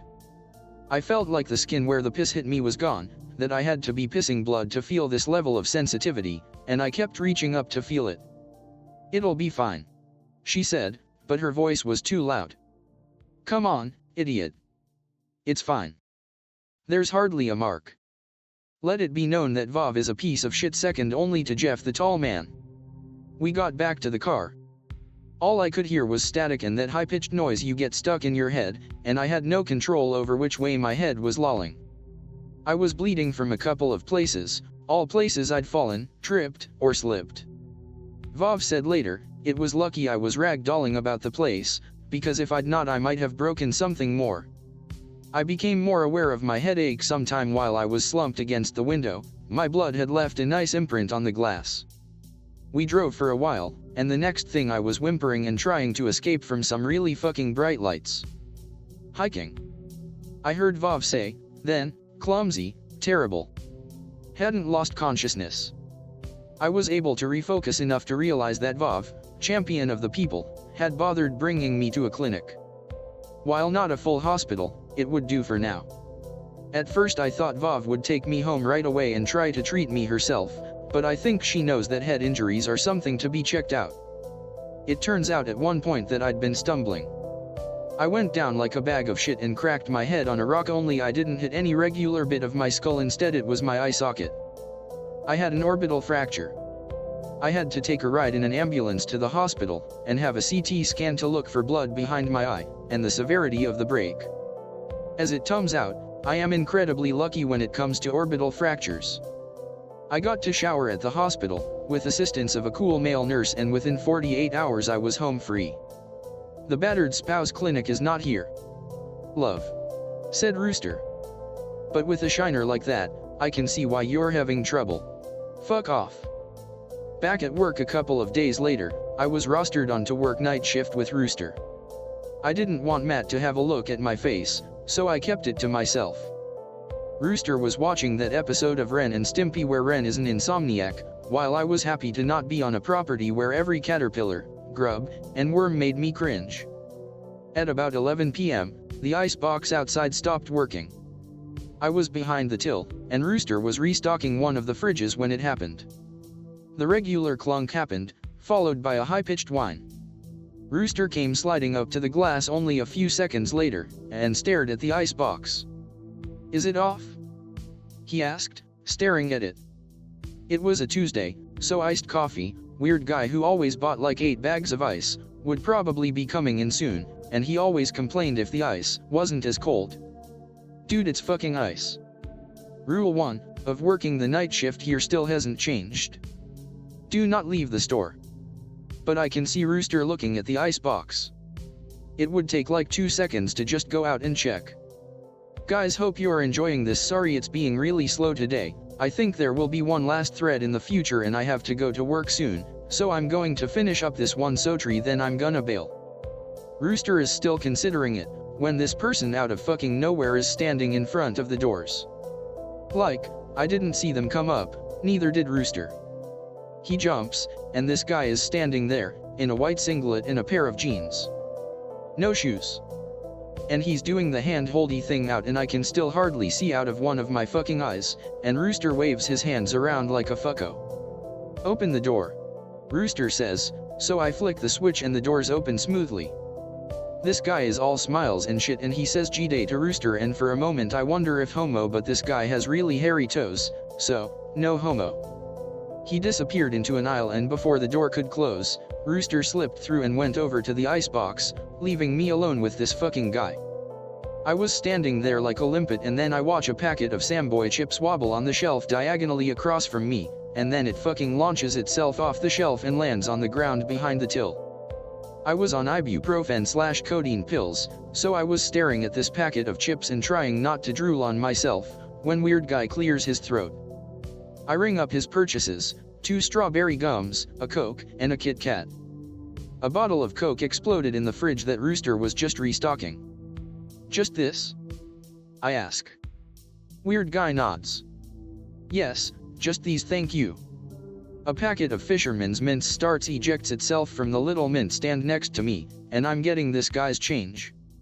I can hear another couple of boxes of tissues come off the top shelf, and Marvin is stomping angrily around the store. This guy looks at where it fell, and says, "Stop." Quiet as anything. And the weirder part is, Marvin does. The guy raised his index and middle finger at me, pointing them like a little shooty gun. "Cheers." And cocked his thumb. This guy gave me the super fucking creeps. He'd left really dirty fucking footprints everywhere, and the second I flipped the door switch to let him out, Rooster came back in, the door closed, and Marvin cut the power for almost 3 minutes.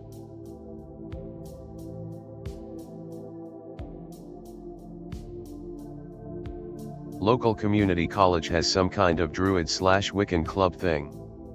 Read in local paper that property owners are finding makeshift altars and other Satan shit on their land. Whatever, I don't care as long as they stay off my property. Fast forward 1 week. They forgot to stay off my property. See bonfire a ways past the tree lean, faint chanting carries over on the wind. Glance to corner. Tabard and sugar loaf helm from my 10 fair days, I shall purge the heretics with holy light. Stop myself. My god of peace might not be enough if they've thought to bring a god of war. I must become the hunt.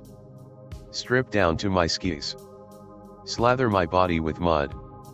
Roll in underbrush, picking up debris like an germophilic katamari. I am one with the wilds. Grab recurve and some arrows before I venture beyond the pines. Reach the edge of a clearing. See tents, and an altar at the base of a tree near the center. Tents are circled around a cooking fire, with an even larger fire near the altar. Disgusting tumors marring this sacred spot.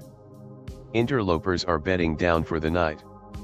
Watch for a few hours while I devise a plan. Go out and kill a coyote, skin and gut it near my own encampment. 0100 hours, steal into the clearing like a ghost, carrying coyote entrails.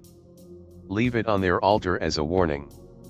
Next morning, warlocks rise to find intestines coiled on top of their summoning platform. Watch and listen from my hiding spot. They think some forest spirit did it? Fools, there are no forest spirits. There is only I, the forest.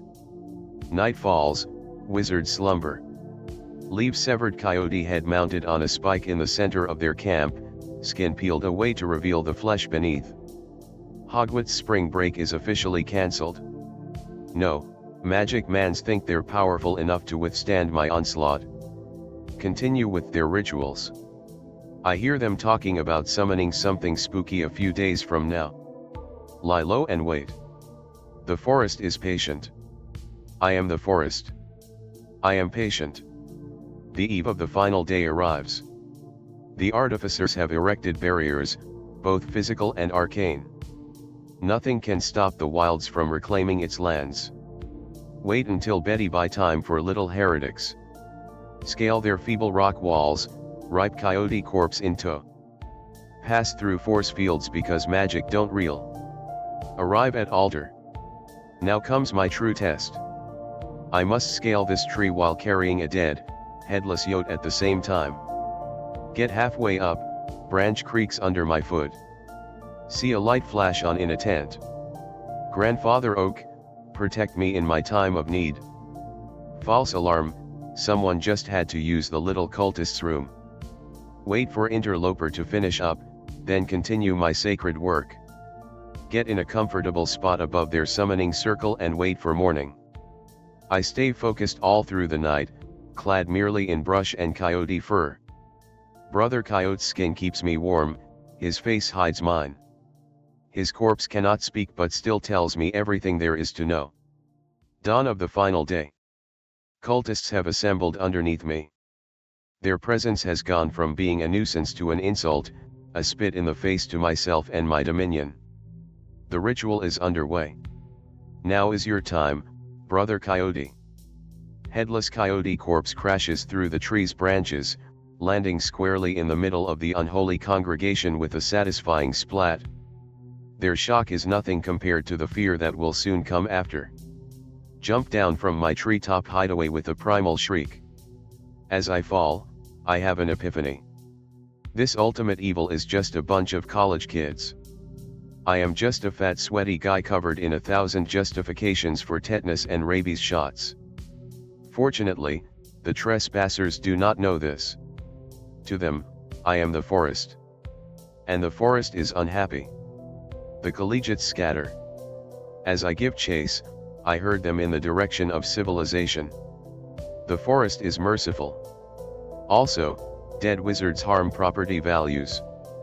One girl at the back of the group trips, her friends leave her for dead. She screams for help. Silence. Your band of criminals have angered my subjects. As I mention my subjects, I gesture to the trees surrounding us. With perfect timing, a gust of wind rattles their branches menacingly. The girl pleads with me. Criminals.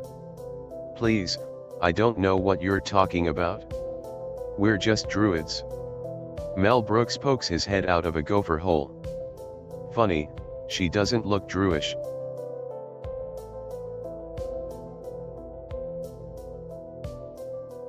I have had some of the worst trips you could possibly imagine. It all started off super mystical, spiritual, and beautiful. It stayed that way for quite a while. But as I continued tripping, I noticed that it was like each trip was a continuation of the last. There was a story developing and I wanted to know more. Every trip it felt like I was about to get some big answer, so I kept pushing myself, taking higher and higher doses. One day I got to the answer I'd been chasing, reality peeled away from me and I found myself to be in hell. I spent an eternity there and then was returned. They told me so many horrible things about how none of this is real, and right now I'm actually in hell. I'm just being shown a simulation of reality that would now be ripped away from me at any given time. They told me if I ever told anyone about it, reality would peel away for them too and they'd find themselves in hell as well. They told me we're all really in hell, just being immersed in a simulation to make the final reveal more painful. I stopped tripping and switched to other drugs, but every substance I tried I just ended back in hell where I would be tortured in ways I couldn't have even fathomed of. So obviously I quit drugs, but then it started happening when I was completely sober as well, and that scared the life out of me. I truly believed none of this was real. I stayed away from drugs for years and eventually it stopped, then DMT crossed my path and I knew I had to take it.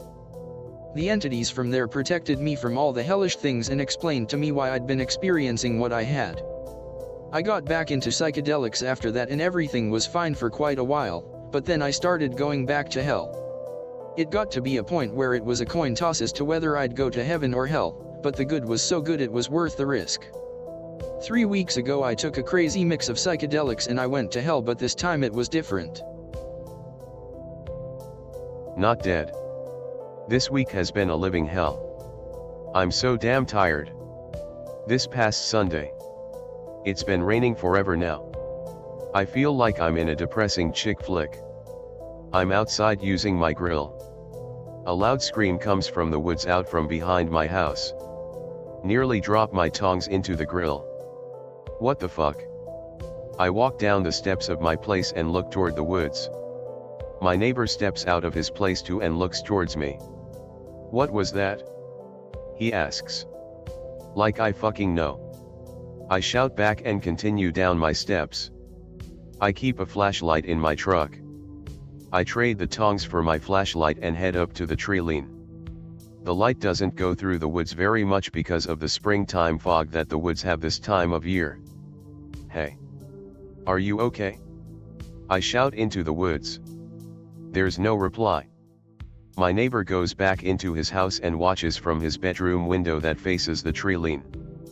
I shine my light up into the air, just because I've seen horror movies, I know something might be lurking in the trees. So I don't hear anything and decide it was some kids fucking around in the woods. I go to sleep that night really freaked out. Monday. I go to work, everything is okay. Regular day transporting Franklin. There's more on that later. I come home late that night, and hear the screaming again. Alright, that's enough. I get my flashlight and head into the woods. There's a gravel pit a ways into the woods behind my place.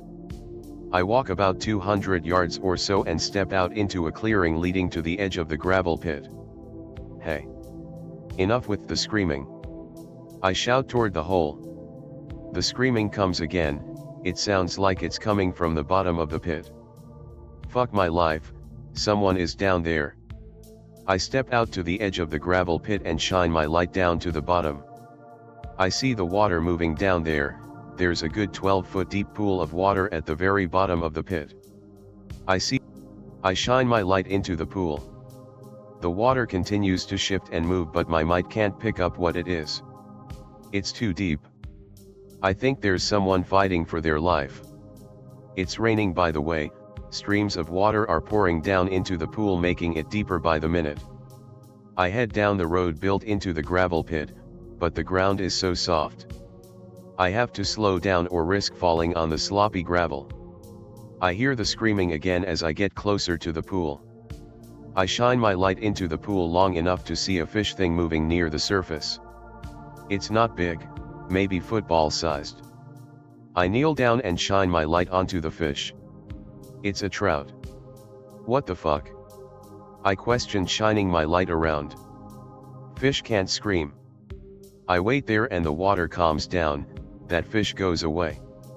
The rainwater pouring into the pit rises up a little higher, my feet are covered in water. It's risen a good 5 or 6 inches in 10 minutes. I walk back up the road and to the tree line.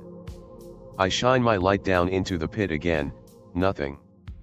I get my wet pants off back at my house. They smell like salt water. There's a cable that blocks the road that leads to the gravel pit. Wednesday rolls around. I heard the screaming on Tuesday night, and Wednesday morning. I wait by the cable that blocks the road to the gravel pit. The foreman or whatever rolls up to move the cable. It's clouding up to rain again. He asks me what I'm doing here. I think there's some kids horsing around up there. I've been hearing screaming. I tell him about going down there, and where I live. He offers me a ride into the pit so I can show him where. Like it's not fucking obvious. We roll up to the edge of the gravel pit. It's about 20 feet deep with water now. He gets out and explains that it hasn't been this deep before. It begins to rain. I explain that deeper down there was a smaller pool and a fish in it. He looks at me like I have 6 heads. I shrug and point to the pool. He gets back in the truck, and I follow. He takes a drink of his coffee and asks me why I came down hearing the screaming and didn't call the police. I was a kid once, didn't think it was worth jail time over a few beers from Dad's fridge. He nodded. I get it. He tells me that the pit is deeper than they wanted to go initially, and that there's an aquifer about 300 feet down. The pit is only 100 feet deep, but they've been finding sinkholes. I tell him about the salt water smell on my pants. He shrugs and explains there are salt deposits all over the place. He brings me down to the end of the road and locks the cable across the road again. I get out and thank him for the ride. He tells me to be careful because the pit is holding more water than it ever has before. I heard the screaming again last night, and probably will tonight too. I'm just going to ignore it. The pit guy didn't call the cops about kids, so why should I? I don't want cops asking me if I hide bodies down there or something that will get me in trouble. Ozark Fag here, got trapped in a fucked up cave once, story follows. Be me, 10-ish. Mom, sister, and I used to go hiking a lot. There's a relatively accessible cave network a few miles south of us. Lots of different caves, from big open ones to what are essentially crawl spaces or wormholes where you have to army crawl and exhale to make yourself smaller. As a brief aside, if you're the kind of insane fucker that goes through wormholes and squeezes, you should thank God every single time you step out of a cave. I'd never even go near that shit, let alone any cave after what we went through. Anyways. Can't remember the name of this specific cave. The entrance has a rock propped up against a wall nearby, I guess to keep black bears and snakes and shit out overnight. We have our Shih Tzu, Lucy, with us. Mom doesn't want to carry her ass, so tie her leash to a stand outside the cave. A couple spelunkers are leaving the cave as we go in and chat with my mom. This isn't really a beginner cave, you and your kids will have an easier time just hiking. Mom says fuck that, we came to a cave network to go in caves.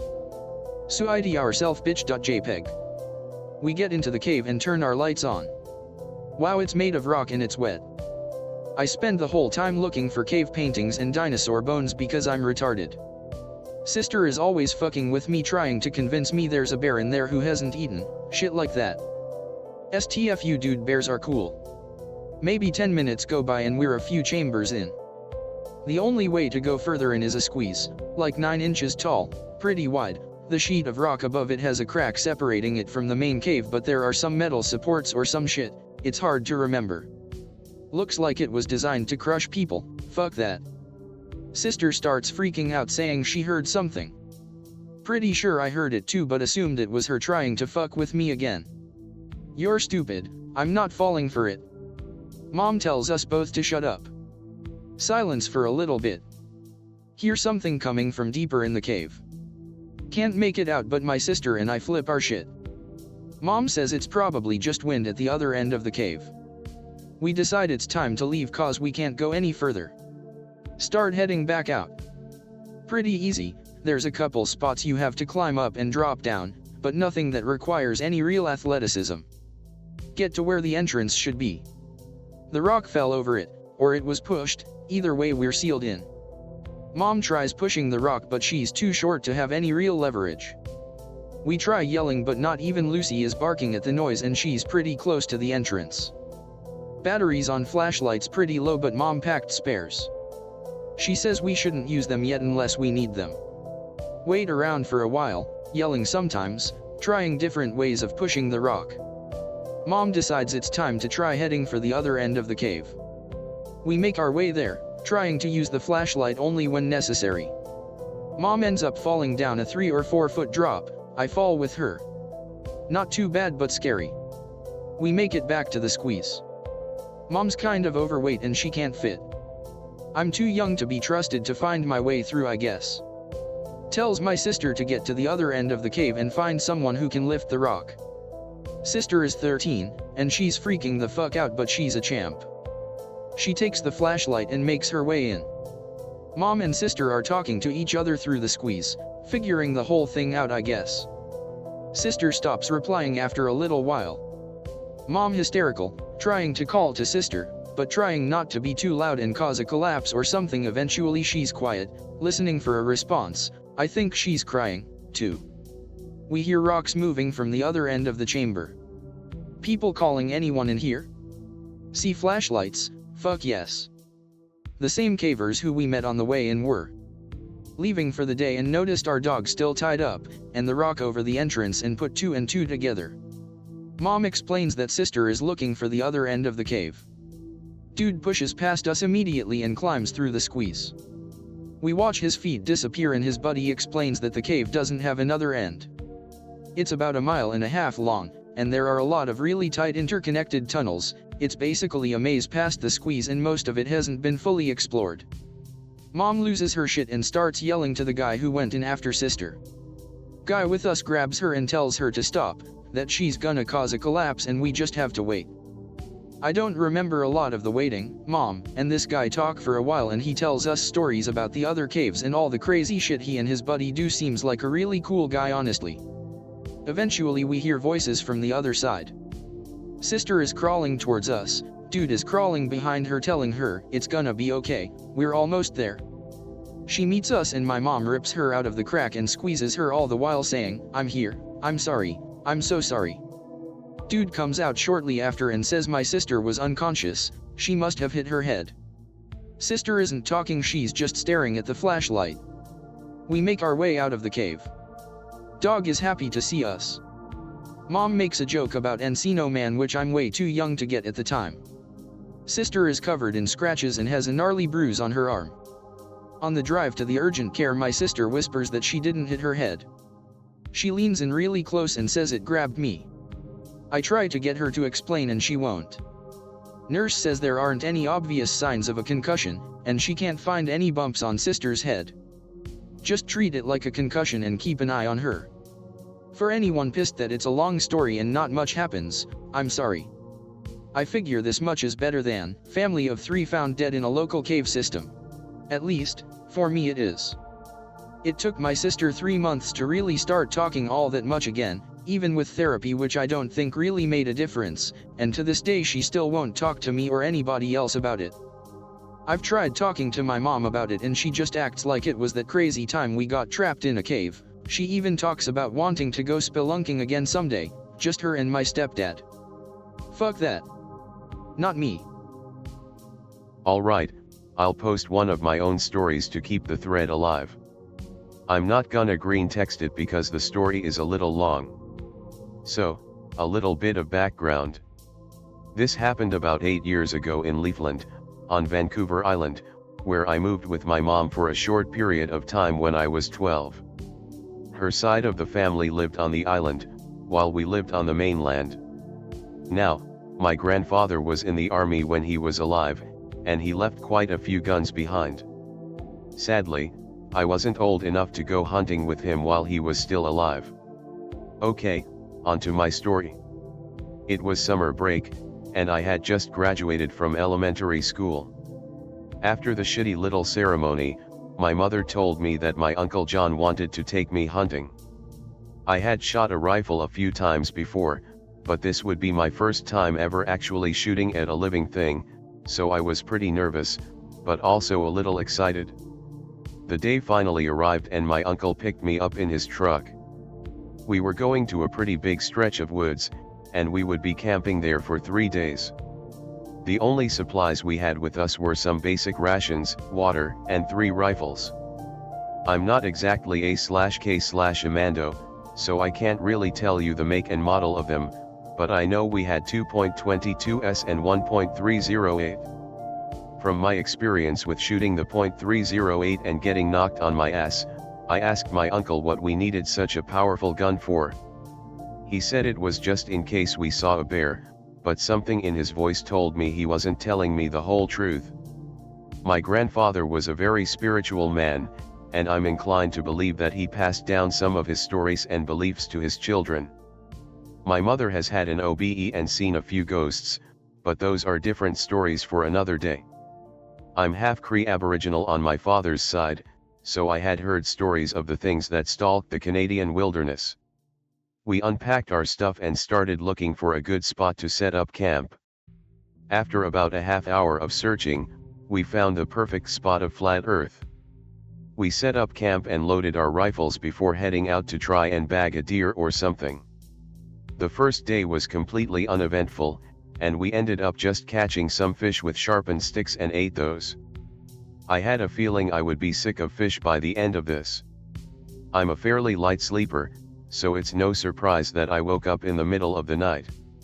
I rubbed my eyes and sat up in my tent, realizing I had to piss. I moved to unzip my tent flap, but stopped as I heard something outside. I heard the sound of footfalls, and quiet, ragged breathing. Like an idiot, I assumed it was my uncle and slowly zipped down the flap on my tent. I zipped it down just enough for me to peek outside to see if my uncle was still out there, as I needed privacy to pee. What I saw out there was not my uncle.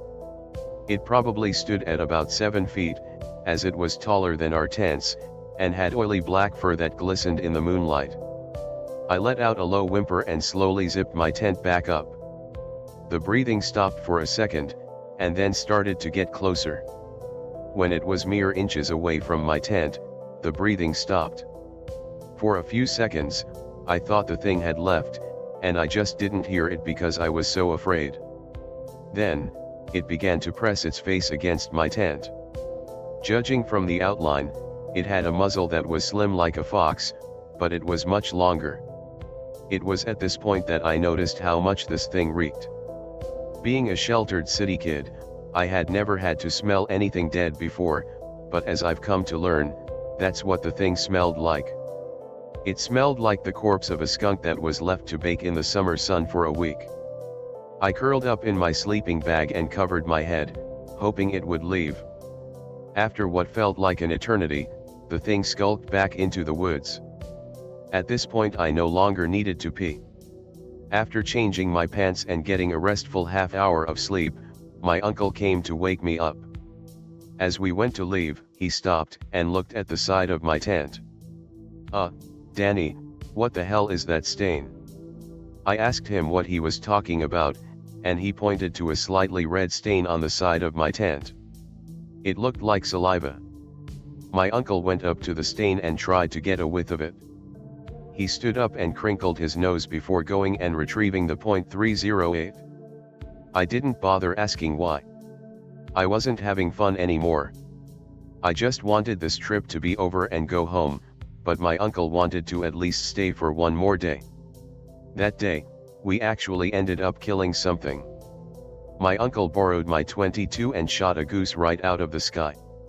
I was pretty impressed, and excited that we would be eating something that wasn't fish.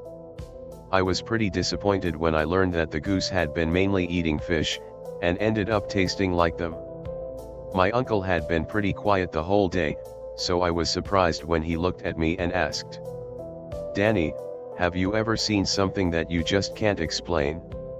Something that shouldn't exist in this world?" I lied and said no, but I'm sure he didn't believe me. "I'm going to go try and get us something for dinner, but I'm going alone. Don't follow me. If I'm not back within an hour, call the police on my phone." After that, he set up a fire and left. I began to get impatient, so I started looking for games to play on his phone. It was a shitty little BlackBerry, so the best I could get was solitaire. However, I didn't get to play long before I heard rustling in the brush near the fire. I grabbed my .22 and aimed toward the noise and saw the creature from before. It made frantic gibbering noises, like it was trying to communicate, before running away from the camp, leaving a trail of black blood behind it. It turned out that my uncle had shot the thing, but it ended up running away. About a half hour later, my uncle came back to camp, covered in cuts and bruises. "Come on, let's pack up our stuff, we're leaving." I asked why, and he told me it wasn't safe there anymore.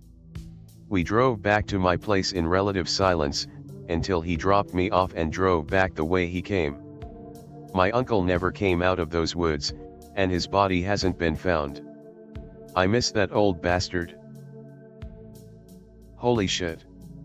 This thread is still here? Okay then. Deployed in Afghanistan. Sent on another B.S recovery mission, something about abandoned munitions in a turban town. We are sent to confirm how much is there and what condition it's in, so it can be airlifted out. We get dropped off a little more than halfway there and have to fast march the rest of the way there. We arrive at about 0600 and the whole town is abandoned. DBS scattered and some in the houses. Anon take herb, derp and fuckface and search those houses on the north end. First few nothing eventful, but the second to last one we heard noises. So we prep for breach. Lucky me, on point. Again. Hold up guys, it's barred from the outside. Fuckity have chargesagathis.jpg. Blammo, let's do this. Clear left. Clear right. Clear, oh my god. Fucking red sand script all over the walls. Noises louder like someone whimpering. Two human-esque objects in far corner of the room. Contact front, I yell. It's just some kebab crying in the comber with blood on his face, clutching a black good for dear life. Figure next to him covered in black robe looks like a burqa, logic dictates woman. Guy is crying and chanting something and squinting because he now has 4 flashlights on him. Herpy WTF is he saying? It sounds like he is praying. Tell him to stand up, we have to search them. Herpy is out, translator, in case you didn't catch that. Sim sim salabim. He says he can't stand up, his legs are gone. Holy fuck, how did I not notice that his legs look like they have been chewed off? Quietly panic. Herpy ask him WTF is going on. Hala hala get dala yuakbar. I don't know, he won't answer me anymore, he just keeps praying for forgiveness from Allah. Fuck that. Derp, go search them. Searches, man, he's clean. Praying gets louder and more irritating. Derp reaches for woman and she starts moaning like a fucking wilder beast. Derp backs up and draws to fire. Herpy tell her to take off the burqa and put her hands up. At this point I DGAF about cultural respect. Bakalakadaka dirk dirk. Man start freaking out trying to move away. I notice now most of his back is gone, I can see bone, blood, muscle. WTF. I raise weapon. This next part is kind of fuzzy since at this point everyone is freaking out a little and yelling. Herpy is yelling at the woman, Habib is yelling at Allah, Derp and Fuckface are yelling at me asking what to do. Woman starts shrieking and groaning, a sort of inhuman tortured soul kind of noise. Man starts loosing his cookies. Starts smashing his head again the wall over and over. Watch in disbelief as Habib literally smashes his brain into pudding. All noise stops. Feels like forever quiet. All of a sudden the thing starts screaming, loudly. It stands up. It was not a burqa, just a large black cloth. It's tall, like over 7 foot. I can see its arms and legs. Dark brown wrinkled skin, long nails, yellowish blemishes scattered. Too scared to move or think. The noise is so loud it hurting my head and making my cup my ears. It back up to the wall and somehow crawls 74 feet of its terrifying ass into a hole roughly the size of a football, ass first. I mean holy shit, it looked like a giant spider getting sucked into a vacuum a quarter of its size, all while wearing a fucking blanket. Derp fires 2 rounds in the hole. Too shocked to say anything, just standing there with a stupid look on my face. Radio lights up and on. WTF is going on? We heard shots fired. Nothing Sarge, we have it under control. After coming down from shock we quickly discuss WTF happened and what to say to everyone else. Decide not to look crazy and cover it up. We cover Habib with a rug and try to wipe off the red, later discovered blood, writing on the wall.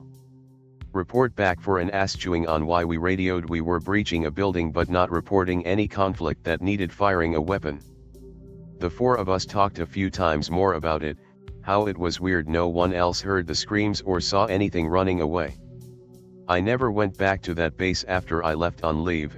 I was transferred and debriefed on the situation. My guess is someone talked.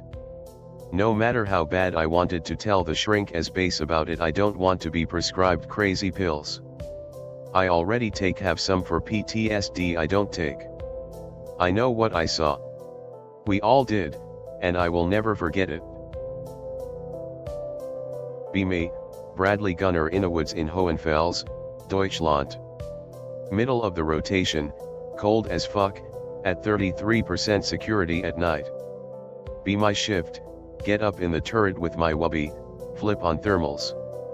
Waiting for thermals to cool, so they work, hear what sounds like a smoke grenade hissing outside. Pop hatch, see nothing, can tell the sound is outside, but cannot determine direction. Woods are quiet as absolute fuck, all I can hear is the refrigerant pump in the ESU running and that hiss. Hear a pop, still cannot determine location, think up 4 is about to fuck us up, bring rifle up. My body is ready.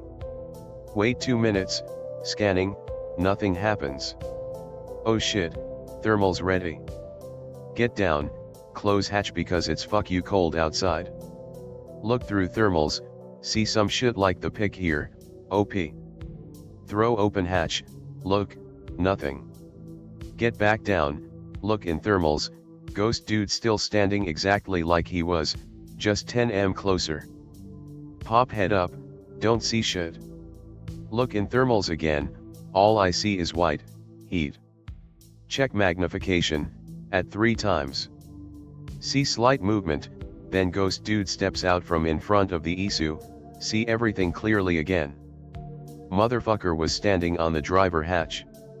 Want to close hatch, cold as fuck. Pic related.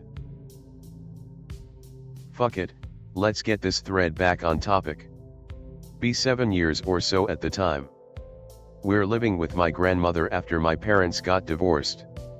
House in a medium-sized town outside of El Paso, some parts still pretty rural. Out behind grandma's backyard is a vacant lot, some grass, a big tree and auto zone to the far left, not much else. Out past the lot is the street and my elementary school. Looks pretty spooky at night, lights of the auto shop dimly light the yard. Grandma has huge garden, lots of trees, flowers, etc. Looks menacing as fuck at night, always imagined eyes hiding out back and watching me in the brush. Pretty stormy night, flash flood warning if I remember correctly. The backyard would flood when it rained a lot, making it look like a pond. Would take advantage and play Jurassic Park with my toys, but that's beside the point. Always liked to be spooked, ask mom if she had any stories growing up. Tells me she and her friends used to play in the lot. Used to be a canal there and they'd play in the water during the summertime. Grandmother would tell her La Llorona would get her if she stayed up late. Mom would have frequent nightmares about her wandering around the house, saying I miss hijos donde están mis hijos.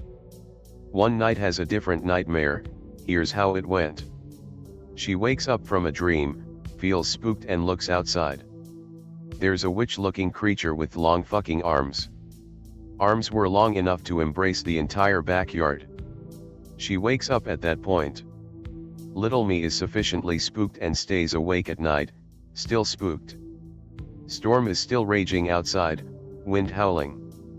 Finally manage to fall asleep. Have nightmare similar to mom's. Turn over in my bed, see a jaguar standing out in the yard. Looks like one of those tall things from that Marilyn Manson video. Beautiful People I think it's called. I cover my eyes with my hands out of fear. Uncover them and she's closer now. Long fucking arms to one side. She shuffles closer to my window on her fucking stilled legs. Cover eyes again, uncover them. She's peeking in through my window, long matted hair covering her face. She's far enough inside that part of her torso is in, too. Mind isn't sure where to go from here. I wake up. Storm's still beating pretty hard outside. Eventually manage to go back to sleep. Morning comes, I wake up. Hot West Texas sun dries up pond in the yard within hours. No water save for some puddles, biggish puddle at the center of the yard where the pond pools up. Go wander around outside for a bit. It's a Saturday/Sunday, nothing to do but fuck around on my PS2, got bored, realize the fence looks lopsided. What the fuck? Go to investigate. See the fence is sunk into the ground fairly deep in the right side of the yard. Think there's no real reason for this to have happened unless a shit ton of weight was placed on top of it. Fences poles were held in place by cement. Cement is covered up by mud too. Looks like the ground itself sank a bit. Remember the dream, get spooked. Run inside, tell grandpa. He digs the poles out of the ground and mends the fence over a day or two. Think La Llorona is after me, spooked for a few days. A week or so later, the incident is at the back of my mind. Lay down to sleep. Have a nightmare like my mom's other one. It's daytime. Doing normal shit inside, a normal dream for the most part. Playing by my windows. Here I miss hijos and other shit. Get spooked and run to the other side of my house. Dream continues normally from there on. It was probably just the ground collapsing a bit from the storm, but it was spooky nonetheless. Have another story about my mom's childhood I'll share, give me a bit to do some shit. Alright, this one's a story my mom told me as a kid. Not really sure what it's about, I guess you could skew towards either eyes or ghosts on this one. Kinda short, but I have another story about my dad I'll post. Belittle me. Interested in ghosts and ilamos and shit. Ask mom. She tells me a story. She and her best friend at the time are having a sleepover. They're doing girl shit, I dunno. They hear what sounds like hooves and chains on the road outside. Kitchen window faces the road. They look out the window. See what looks like orbs of light of yellow and blue floating down the road. Gets past that side of the house. They go around to the living room window to see more of it. It goes past my grandma's house and gets about 2 houses further down. It begins to lift straight up into the sky. They're spooked and unsure of what to make of it. She's still not sure to this day whenever I ask about it. Dad's story is next. Dad's story. Dad's side of the family lives in Van Horn, little town in the middle of the desert in Texas. Grandpa, Dad's side, owns a gas station, still there today under new management. Dad and my uncle are wandering around town since they're kids and there isn't jack shit to do in Van Horn. Wandering around, it's getting dark. Desert nights are dark as shit. They're on the outskirts of town where houses and businesses start to disappear and highway and desert takes over. Decide to start heading home. They hear what sounds like hooves behind them. They turn around. There's a fucking goat out of nowhere. They freeze and it charges at them. They take off at the speed of light, the goat on their tail all the while. They get into town, it's still after them. It chases them a few blocks. They start to pray to God for help. They run for a bit more and the sound of the goat's hooves on concrete starts to fade away. They come to a stop and turn around. No goat to be seen. They run to the gas station since it's closed at the house. That's all I got. Be me in high school. Boarding school in third world country in the hills. In the middle of nowhere. One day holiday, no permission to leave dorm. Curfew extended. Me and 4 other guys sneaked to the road leading to our school for smoke. No streetlights, The closest habitation is a special ed boarding school about 2 kilometers away, the next one is a suburb 4 kilometers away. Been living there for a year so we're used to the dark, moon is out. Finished smoking so we went back through the road.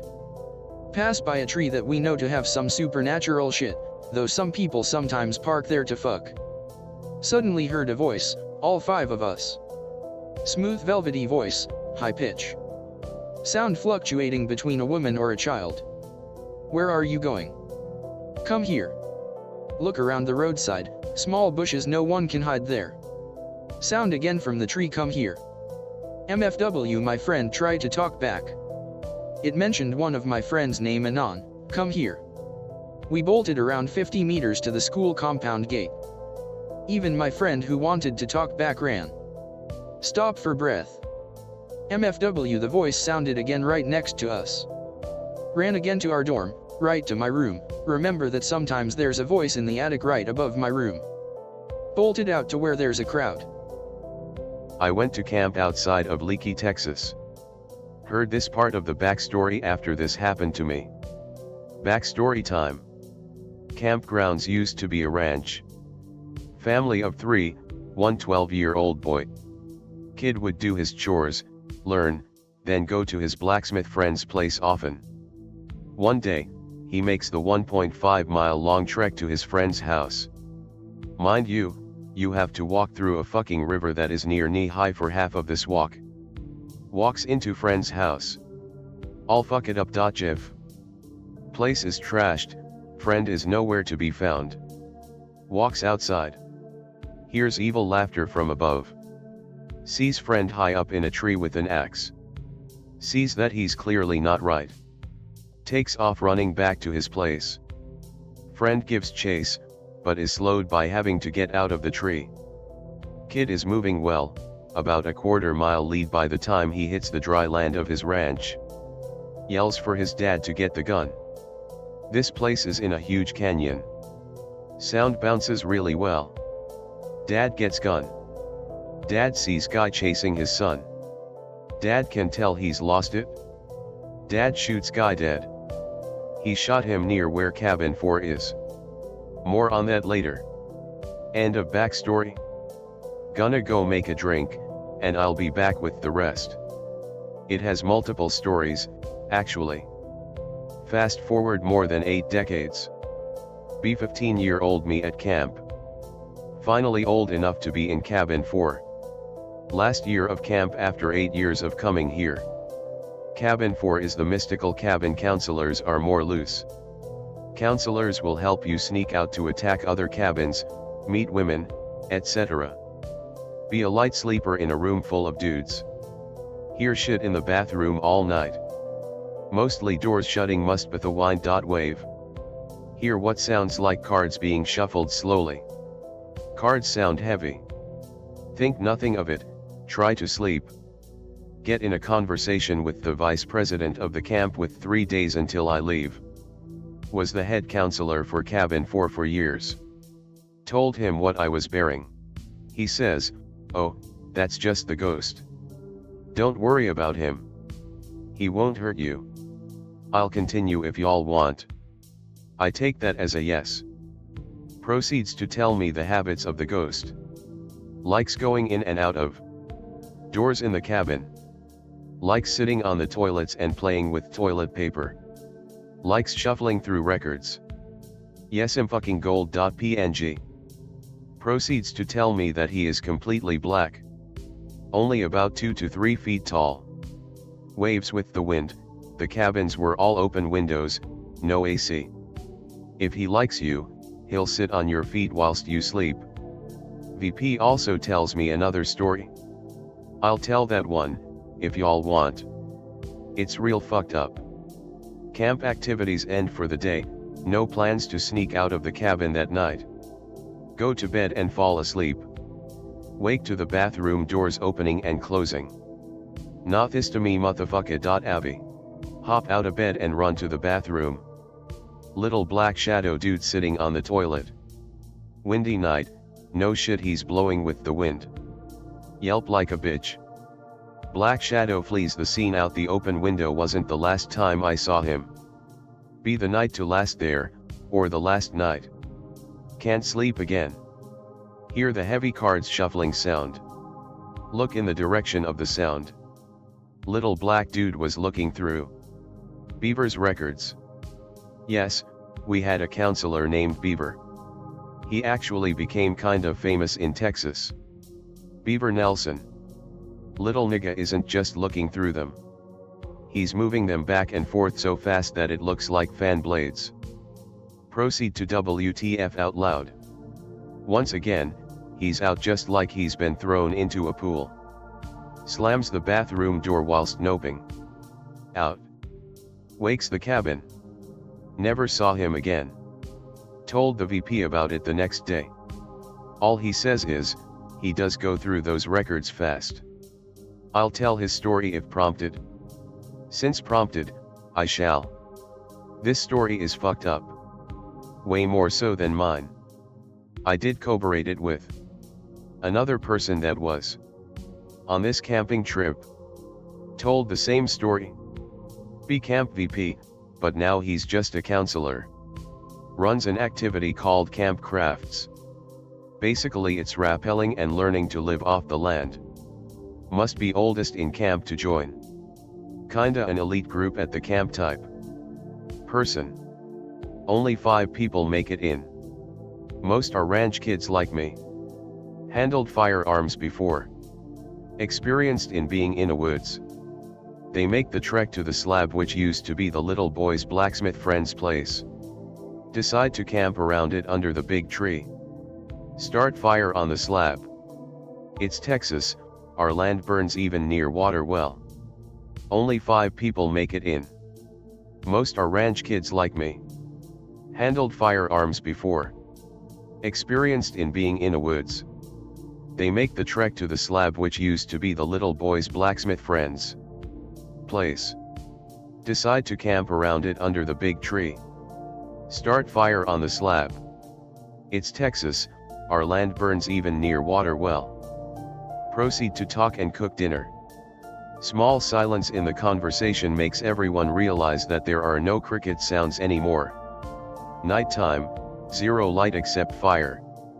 In the silence, whispering starts from one side of the slab, outside the group of 7 2 counselor, 5 campers. Whispering changes origin instantly to another side. VP starts to become uneasy, because he knows the story of the slab. VP makes suggestion to break camp. Pack everything up fast, canteens emptied on fire. Whispers are now all around them as they break camp. Start to move out to river to wade back to land. Whispers follow them. Still all around them. Whispers sound like a man who is going through Cortana's rampancy. Whispers start to become yelling as they walk down the road. 2 counselors are armed with a shotgun with VP having a rifle as well. VP lights it up with a 12 gauge towards the whispers near him. Counselor joins in at the end of the group. Multiple rounds fired. 0 bodies found. The whispers and shouting followed them through the river. Everything they heard ended at cabin 4. After he told me this, he said that the ghost of cabin 4 has been there since the cabin was built. He was a very religious man, who I never doubted. So I've had several spooky experiences in my 23 years of life, but I'll start with the most recent. Now I've always been a lurker, so this is my first time posting something, so I apologize if the telling is a sloppy. Be a month after turning 23. Was still living with parents at this point. Things not going too well with parents. Constantly fight with mom about bullshit. You're never around, you don't pay enough, you don't do this, you never spend time with us, all of that. I always try to do dishes and clean and pick up after myself / 5-year-old sister, always cook my own meals with my own money. Things get too hectic and I decide to move out. Rent a room for a month at a buddy's house before talking to his sister's landlord and convincing him to rent my buddy, my GF, a cat, and a house. Reluctantly says yes. House is pretty nice up in the mountain, 2-bed 1-bath living room and kitchen plus small laundry room. $500 rent guys please. Avi start living there with GF, cat, and buddy, always playing games, didn't Shooting the shit, living the sweet life. B nurse who works mostly night shifts, in B4, faggot male nurse, I like the job. Sometimes come home during break in the middle of the night. One night come in and feel like something is watching me. Buddy at work, GF passed out in our room, can hear the snores. Walk towards fridge for sweet cold pizza. Feel something tug at my shirt from the collar. Choke a bit and start to cough. Turn around to see who the fuck. No one there, cat looking at me like it knows what happened. Was that you? Yes, I talk to the cat sometimes, he gets me. Cat immediately books it to the room. Feel hands on my back slide down. Hear a pot be moved on the stove. Oh fuck. JGP creeped out as all hell. Look at clock, realize I'm late for work. Book it back to work. This was the first thing that happened, later it got worse. Things get progressively worse. GF starts to feel shit around her. Says something sits down next to her when she's watching TV. Buddy says he hears shit outside his window, house is fenced all the way around. Whenever we try to go to sleep there's always some noise coming from the kitchen, tell GF it's the cat fucking about. Cat on the other side of me close to my back because cold season. 3 days later. At work, GF texts me at 3:13 a.m. GF, hey, are you home? Me, no, I'm getting food. GF, but are you here? Me, babe, I'm not. GF, what? Don't fucking lie to me. Send her a short video of me driving back to work from late night Jack in the Crack. Me, dude, I'm serious, it was either the roommate or you need to start calling the fucking cops and getting the fuck out of there. Windows are big enough to just jump out of in case of emergency. GF, could have sworn I heard you talking and then yell out fuck. Me, 3 go home right fucking now if I have to. GF, nah, I'm just gonna sleep, it was probably the roommate. Fast forward about a week. Come home again from work on break because broke and hungry. Shitty night at work so a little pissy. Walk in the door, get the same strange feeling I got the first time. Feel breathing on my ear. Start getting mad. By this point I have accepted the fact that there's something in the house. Decide to name it Lenny. Not tonight Lenny, don't fuck with me. I know I should never talk to them, but like I said, already mad from work. Keep having this feeling of it sticking to my back, walk towards fridge. All of a sudden I feel hands on my back push me. Bumped into the fridge. Turn around, livid as fuck. Oh fuck no. GIF. Small bit of background, I used to box when I was younger, like 15 to 17. Start throwing all kinds of combinations at the air, near flawless shadow boxing. Looking like a retard dressed in scrubs swinging at air in my kitchen. Throw a hook, feel my fist make contact with something, not even fucking joking guys. Finally know where Lenny is. Throw near textbook 1-2. Feel it connect as if I was actually in the middle of a fight. Feel presence leave the room, everything feels lighter. Cat comes into the room. Doesn't freak out. Feel like everything worked out, get some quick noms then fuck off back to work like nothing ever happened. Come home at 7:35 a.m. Go straight to bed. Wake up at about 4 p.m. Feel sting from right hand. Look down and my innicles were a bit red. Remember my throwdown with Lenny, get scared at the fact that I may have pissed this thing off even more. Get feeling of serves you right you cunt, no rabbits for you. Ever since that night, my GF, and I haven't felt it on us even once. Lenny still moves shit around in occasional slam on shit, but it never touches us or sits next to us anymore. That's my story /X got more if you guys are interested. This isn't OP but I have my own green text. Be from 4 to 5. Live in rural Virginia right next to the Appalachian Mountains. Average farmhouse, 2 stories, and a basement. Pretty old, dating back to late 1800s with some refurbishing. Grandma and grandpa live there, my mom and dad staying as neither had a job. Top floor is rickety and scary as hell, so sleep with grandma. She collects porcelain dolls and plus highs. Enough backstory now. Being tucked in by grandma at around 12 a.m. Fucking dolls look wavy, as if moving on their own. Explain to grandma. She's a religious woman.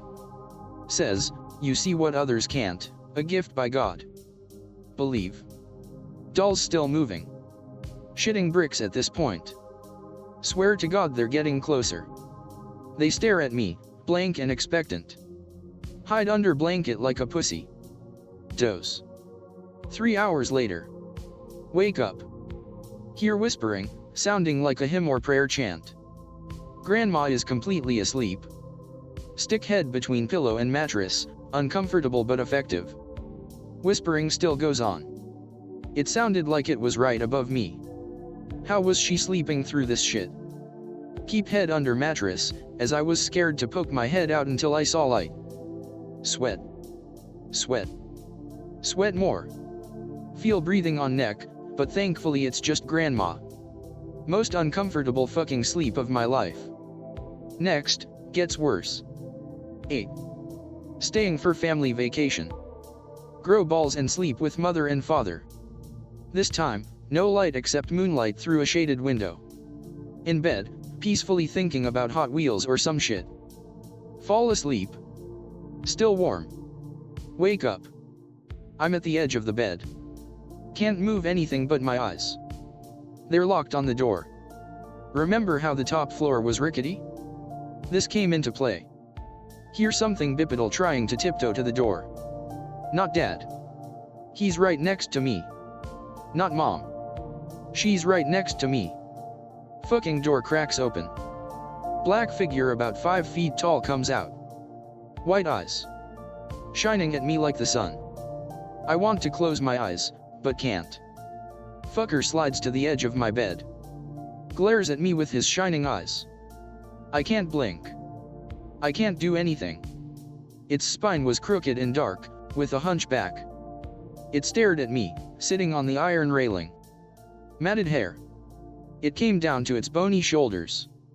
I swear to God this thing was nightmare fuel. Black, flaky fingers. Seemed like they could come off at any moment. It stares. Its eyes were locked on mine.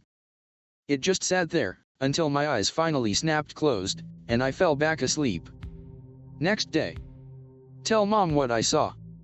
She says my grandma had seen a shadowy figure just like the one I had seen walking towards the road from our shed. The house is haunted. It wasn't even a plantation. Now the house owns to my uncle as my grandmother passed 3 years ago. He hasn't had any run-ins with the fucker. Lucky. I'll tell one, but I'm typically on /B, so I'm going to tell this story green text and in 2 parts. But it is true. Be 10 years old living in tiny town not far from Canadian border. One summer I decide I'm a ninja. I am 100% ninja. Black water shoes, camo pants, and top, face and head covered in camo shirt I wrapped around myself all cool like. Clothes are muddy as the day is long too. I leave them outside in a trash bag in my fort, with dirt and leaves in the bag. This is a trick I learned from my dad who hunts, and it makes it so your clothes don't smell like laundry soap, deodorant, etc. If you only take hot water, no soap, showers the night before you hunt, and then rock these camo clothes, you're basically invisible to animals. As long as you're quiet. I am quiet. I am the night. I am a ninja. Be running around with my blowgun hunting birds and bugs and stuff one day in the woods behind my house, like every other fucking day. Decide to suit up at my fort and change into my ninja gear and bounce around playing pretend. Run around Scooby-Doo for an hour as a ninja, mainly down an old road near my house, towards a creek I know and love dearly, not far from home really, 3 miles or so. Creek being maybe 4 miles from home. Suddenly realize I'm looking at something big brown and furry in front of me. I register it but don't even flinch as I am dumb as fuck 10-year-old. It's sitting facing away from me on the old road, doing something. I just keep walking, running, bussing towards it. As I get closer I realize this thing must be 6 feet tall sitting down. I slowly realize I should stop running towards it, about 30 fucking feet from it. As I told you, I am dumb as fuck 10 years old in this story. Realize it's dangerous as it turns to face me, looking over its shoulder at me. Its body was broad as all get out, like 30 or 4 feet across. It was medium dark brown, and its face was absolutely obscured by fur. Its eyes were dark and black but beady. No whites to them. It just looked at me over its shoulder while turning, and we made eye contact, and I took off running the way I came like a madman.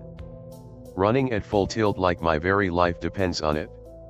I seriously nearly black out trying not to break sprint. I honestly felt like this may be it, and I remember trying to make real decisions for the first time in my life. Should I stay on the road? Should I cut through trees or bushes? Should I climb a tree? I decide to run full fucking throttle down the road, risking blacking out. I make it home alive and lock all doors, suddenly feeling vulnerable in my stupid house with like, sliding glass doors and stuff. There is no sign it followed me. I am ninja. I barely recover my breath and have to lay down for some time to not die. I seriously run my lungs off. That night, there are sounds outside, and I am under the covers like a 10 years old. Dad says it was probably a bear the next morning, and tells me not to go far from the house for a few days, till they leave. Next day I don't even go outside. When Dad leaves for work I close all windows and shades. That day I see a figure through the dining room shades that looks big as fuck, like a sitting bear. I sneak my ass into the laundry room, silent, and try not to shit myself. That night, more noises outside. And this time I hear Dad get out of bed. He grabs a shotgun and flicks the lights on and off on the back porch, yelling, "Hey bear, go away bear," over and over. He's done this before. Bears typically leave. Next day I repeat the same ritual. All windows closed and shades drawn. I watch TV and play video. Fucking thing ain't eating my ass. I see figures in the windows again. Time to employ Dad as watchful protector when he gets home. When Dad gets home I spill the beans entirely. Tell Dad I pissed off a monster and lead it home. Dad is not fazed but mad at me. Dad decides to take out all the trash and move the cans way away from the house. He mows the lawn too, way out so we can see it coming.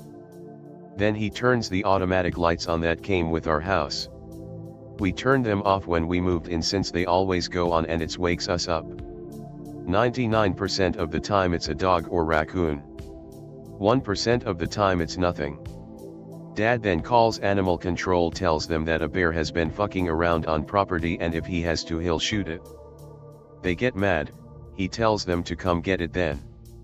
They say they can't. Dad says that ought to do it like he solved it. I trust him. That night the lights go on and we hear the noises. Dad opens back door and yells, "Hey bear, go away bear," again and again, but there is nothing in sight. I now have courage since Dad is there, so I look out my windows. I see nothing. Lights go off.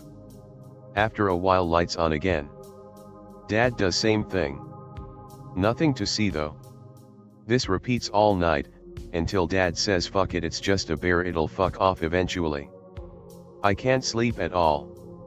I am staring out windows, with shades barely pulled aside all night. I see something big coming from some trees far out. It moves very quickly and unnaturally. Like it doesn't hover to build up speed to move or stop. Just moves rapidly and reverses course rapidly too. Shaped like a Buick with long spidery legs. I watch this thing move around the yard way off for like an hour, not saying anything. Eventually it leaves. Next day I spot massive imprints in the yard through the window and check it out. Like something big was standing and looking in all our windows, on 2 feet. No mud so no food prints. My window has several deep indents in front of it. Stay inside for rest of summer. Summer of the Ninja has been cancelled. It came back a few times in the next weeks but then left for good. True story. Be me. Fayetteville, North Carolina. Buds tell me about creepy and abandoned Rockfeller Estate. Say they have been several times, each time strange things happen and they leave. rocks being thrown near at them, etc. Decide to go with them in my truck. Path there is off-highway and requires an off-road capable vehicle. Tacoma makes it through with slight difficulty. It's dark as fuck and we begin walking around and exploring the old buildings. Nothing too crazy, just collapsed buildings and asbestos-lined basements. The whole compound is a circle, so you can just follow the trail and you will end where you started. With this in mind, we parked truck on exit road facing the way back to highway. Fast forward, we are ready to leave after being slightly disappointed with the lack of spooky shit.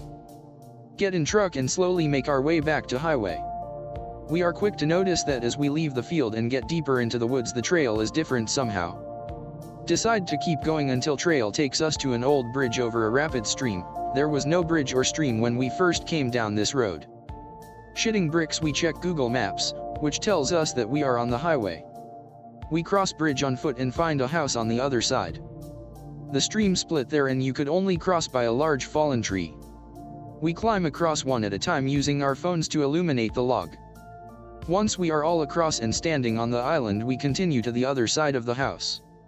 See that the tree or a tree had fallen and collapsed the roof and some of the walls, exposing the basement, which was nothing but a pitch black hole in the middle of the house. No stairs, no ladder. I throw a rock, wait a minute, no sound. We are all thoroughly spooked by this Blair Witch type shit. Continue downside of house and find a dam that the stream is running through. On other side is a large lake we didn't know was there. Could not find it on Google Maps either. By this time we all felt like there was something near us and watching. On the far end of the dam there was a trail that went deeper into the woods. Something was off about it. Looking down into it even with a flashlight, it was too dark. Darker than the basements we had crawled down into. We say fuck that and get back in truck, throw that bitch in reverse and get back to the highway. Make it back to clearing in front of compound. We decide to try the trail in front of us again. It's either that or go back into the compound that is fenced in with zero way out. Throw truck in forward and pray that nothing happens again. This time the trail is like it was when we arrived, and we make it to the highway. Looking back in the rearview mirror, I see a light floating in the darkness of the trail, before disappearing. More context. There are rumors of weird occult shit surrounding that property. Buds mentioned child sacrifice and a random obelisk found in the ruins of one of the buildings. Weird glyphs painted on a lot of the buildings as well, inside and out. Some buildings had random rooms with no windows and heavy doors with one handle/lock on the outside. Creepy shit.